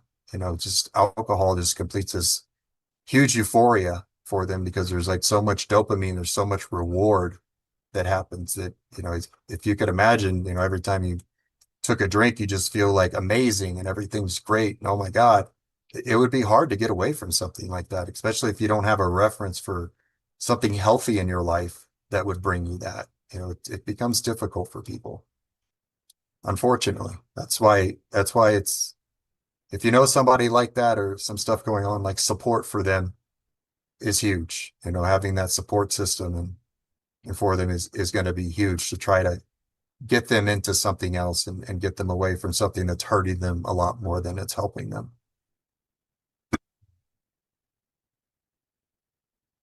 White Lab, White Cat, we'll see after this sweep, because that's a pretty good buying response after that sweep lower. But that was kind of crazy.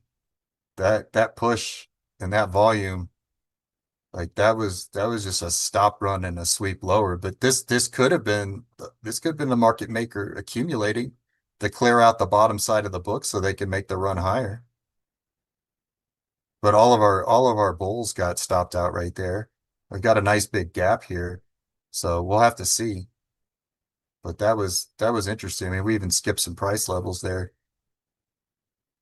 But we still held that bullish side of the book. I mean, we really didn't sweep and pull a ton of orders off the book. This one just got moved down. So this is a good sign for going long, but this would need to break up over S3 and come back on a weak retest, because this is troublesome. I would be worried if we broke back below S3 that this would happen again. So we need to break up above, start some accumulation and hold, and then start making that run higher. Because this is worrisome. So if we get back above and we get below again, do we then sweep further? Let's see.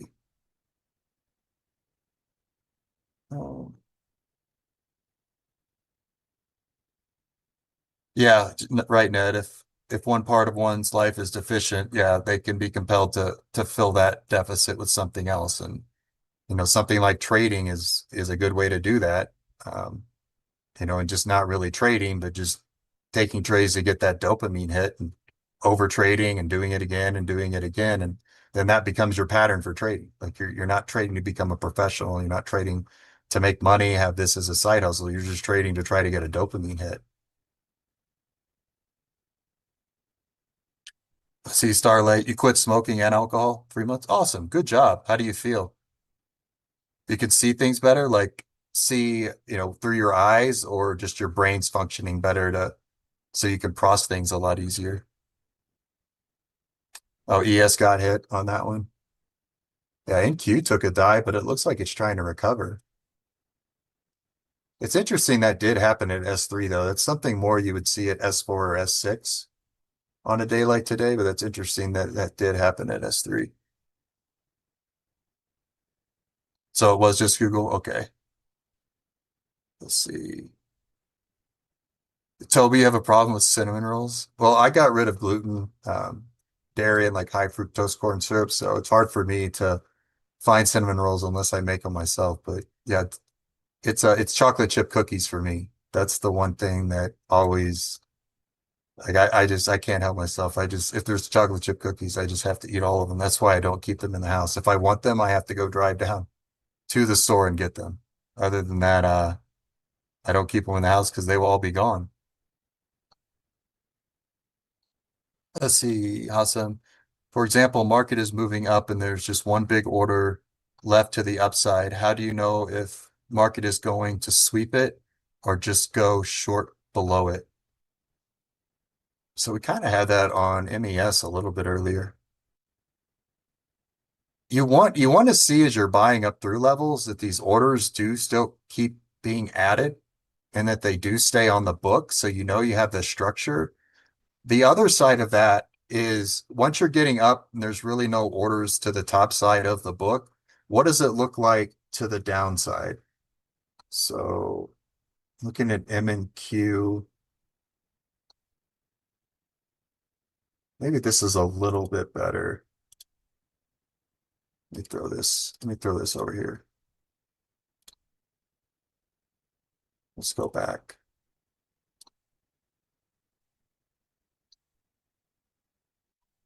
So if you're getting into this area and you start to have this void up through these orders up to a large order.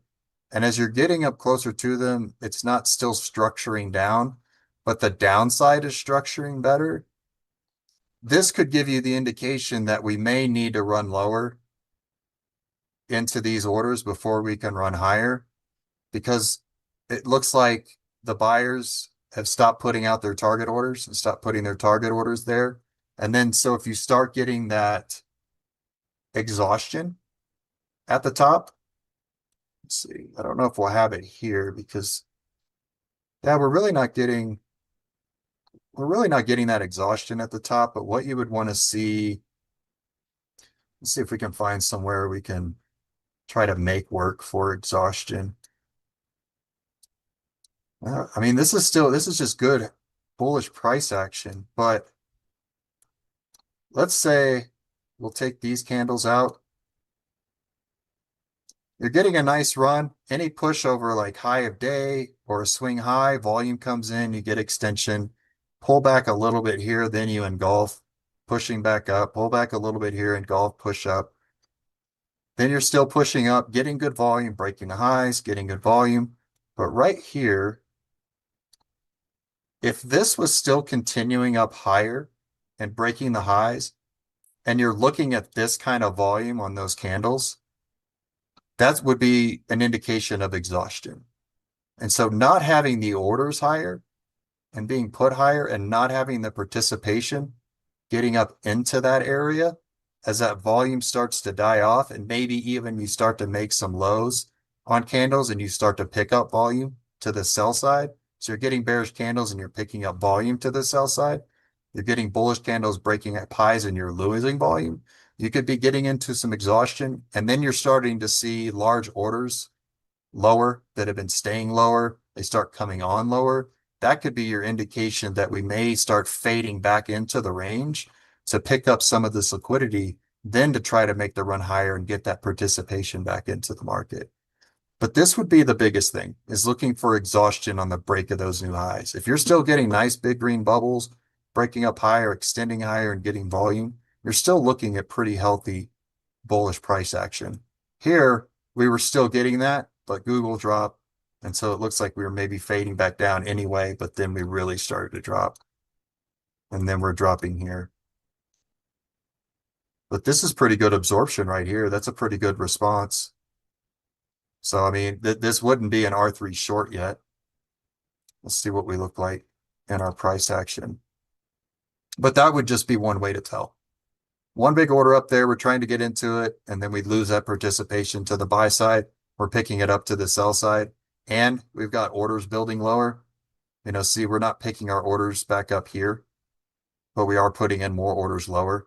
We're stacking lower, but we're still getting pretty good bullish price action to push back up. I mean, that's pretty good.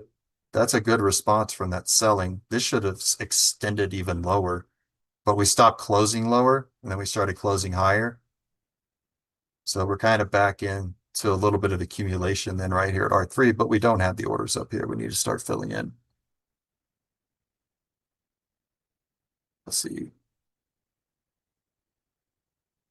Yeah, Ned, again, yeah, trauma, neglect, like some of those issues, you just, don't have the best parents and stuff, and, the best family can really put you behind on some of that. And I have friends like that, and that's why I really try to be a great friend to a lot of those guys, because they didn't have that structure and stuff growing up, ended up, having a rough childhood, but they're doing everything they can to make themselves better, and doing it on their own. And dude, I have so much respect for people like that, you didn't get the best hand. I had a great childhood and a great family to grow up, but not everybody had that.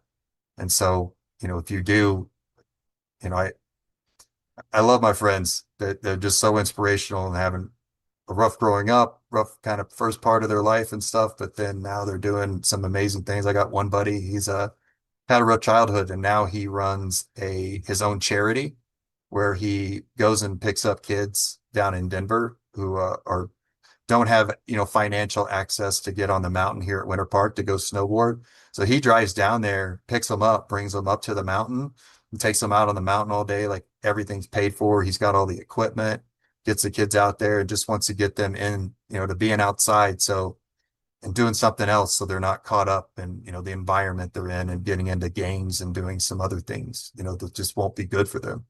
So I have so much respect for my boy Josh. Like he's out there grinding and making sure kids in his position end up with a better future than what he had.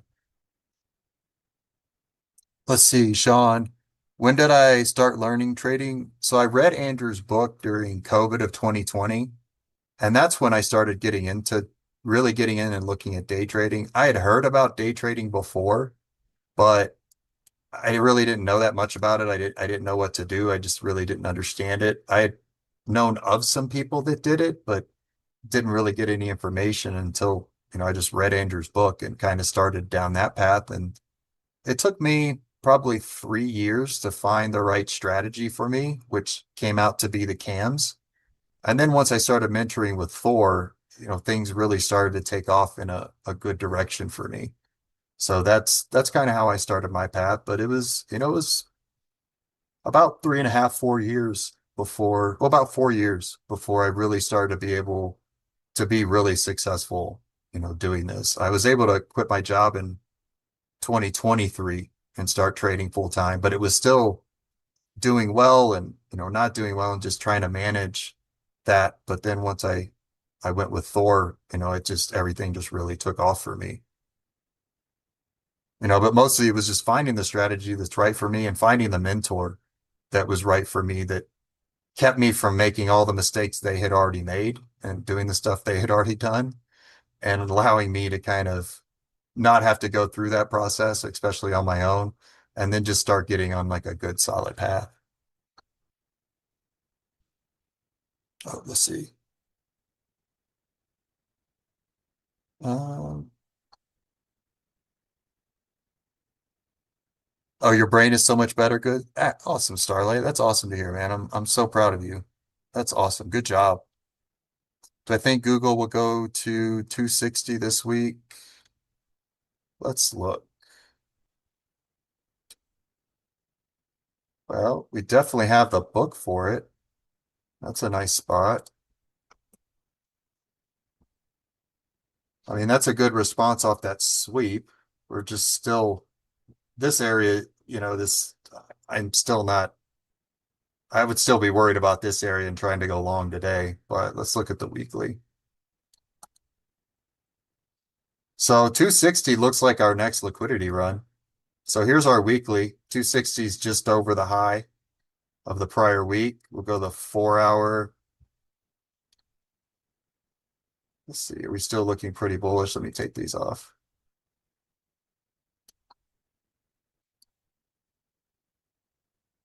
So that, I mean, that sweep there looks like it cleared out all of this liquidity lower. The only thing I would be concerned about is one more sweep, you know, maybe into this area. But I mean, we're still fairly bullish here on the 4 hour. You know, 260's got a nice big order at it. It's got a nice structured ladder to try to get there. And then I'm trying to see if we have any gaps to the top side that it would have problems getting through. Really, this high and into this high could be a little bit of a distribution area. If we get in, break the highs here, and get into this area, we might get some distribution and maybe fall back where this ceiling here becomes the new floor. So we get in this area, start distributing some big buyers that have been in, you know, all through this, start taking some profit. We fade back down and then hold this high.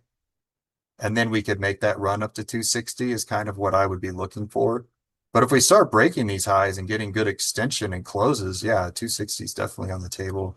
It just depends on how soon it can get back up into this area and what does that price action look like? Does it look still bullish and trending higher, or do we start to get some distribution in through here? Because that's all I would be concerned with this week is some distribution over and into this area. But I mean, we got a great response off of that sweep lower. Let's see, let me go back to the 15. So we do have some 15-minute gaps here. So we just need to clear through these, break that high and see what happens. And we got some 5-minute gaps. We're kind of testing this one right now and seeing if it will hold. But yeah, I would pay attention to the price action over those highs. Let's see if it looks like. And this was a nice break over these swings. This one continued to run nicely right to 255. This is what you would be looking for. You know, we've got a 30-minute chart here. And look how nice these 30-minute candles are when they're breaking over these highs. They're breaking over, extending, closing higher. Another extension into that high, but we close higher there, close higher, gapped up, and continue that run. But if you start seeing something more like this over that high and getting some distribution across there and then a swing back lower, that would be more of like the distribution pattern in through there. But this was what you would want to look for if you're starting to still get these closes higher, nice big candles, volume pushing. This is what you would want to see over these highs right here. Right back through there, you're going to want to see that still continue up. But this, you know, this break over here through this high, this would be more of the distribution pattern that I was talking about. Here was a prior ceiling that now became the floor. So we broke up over the highs, did get some good price action here, but then we started distributing and struggling to close back up over that high. So we break back down to find that buyer. We kind of find them right over where this previous ceiling was. And then we make that run higher. So I would just watch. I just watch those higher time frame candles from, you know, 15-minute to, you know, 4 hour, and see where they're closing and see where the volume's coming in. If you're breaking over and closing and you're picking up real nice volume, then, you know, you're looking good. You're reading really good bullish price action. Starlight used to overtrade a lot. Yeah, cutting down on my trades per day, I generally try to just take like one or two, but you know, 3 would usually be my most. And if I take more than like 3 trades, I get kind of uncomfortable now. I'm like, you know, I feel like I'm over trading. I'm taking like way too many trades. But before, you know, when I was trying to momentum trade, I would take, you know, 10 trades a day and trying to get some momentum trades, you know, get stopped out, try to get back in. And now to me, I can't even think of doing that anymore. It just would make me so uncomfortable. I try to one and done if I can and get a good trade, and then just take minimal losses. And that third trade, usually for me, if that hits, that'll get me back into the green for the day. If not, I'll just come back tomorrow. I'm just not reading the market well today. Brian, to short Google now? Let's see. We're back into discount for the day. So really, you'd be looking for this to come back in again, but for a short, yeah, you don't want to short into S3 and into S4 either. But for the short, you'd really want to get back up higher into R3. You know, get your short up into a good area to short where other people have shorted today. If you start breaking over this high, if you're not playing cams, you could maybe look for a seller in of here. But selling right here now, I don't know. Like this was a pretty good buying response to that sweep. And you're shorting right around S3 and S4, which is where you would expect to find some buying. So you have just too much going against you. You know, this big buyer, you know, did they come back in here? It's hard to say, but you would expect them to come back right around S4. So you're not really getting a good RVR. You would want to sell from where we sold for today, and that's up in to this area. But also the problem with going long here is just this is concerning that this happened. It may just be off the table for today and trying to look at it. But if you get around S4 and you start get to some buying coming in, like this may be a good place to look for buying. If you start to get over S3, you know, and you're really not bouncing hard back off of VWAP, you're getting over S3 a little bit, start clearing some of this imbalance, then come back and retest it. That could be a long, but just be careful shorting into areas where we expect to buy from. Yeah, AMB, I'll look at Oracle. Oh, how much time do we have left? This might be the last one. Oracle's popular today.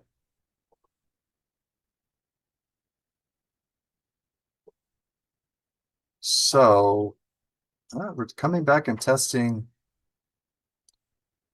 R4. What's the book look like?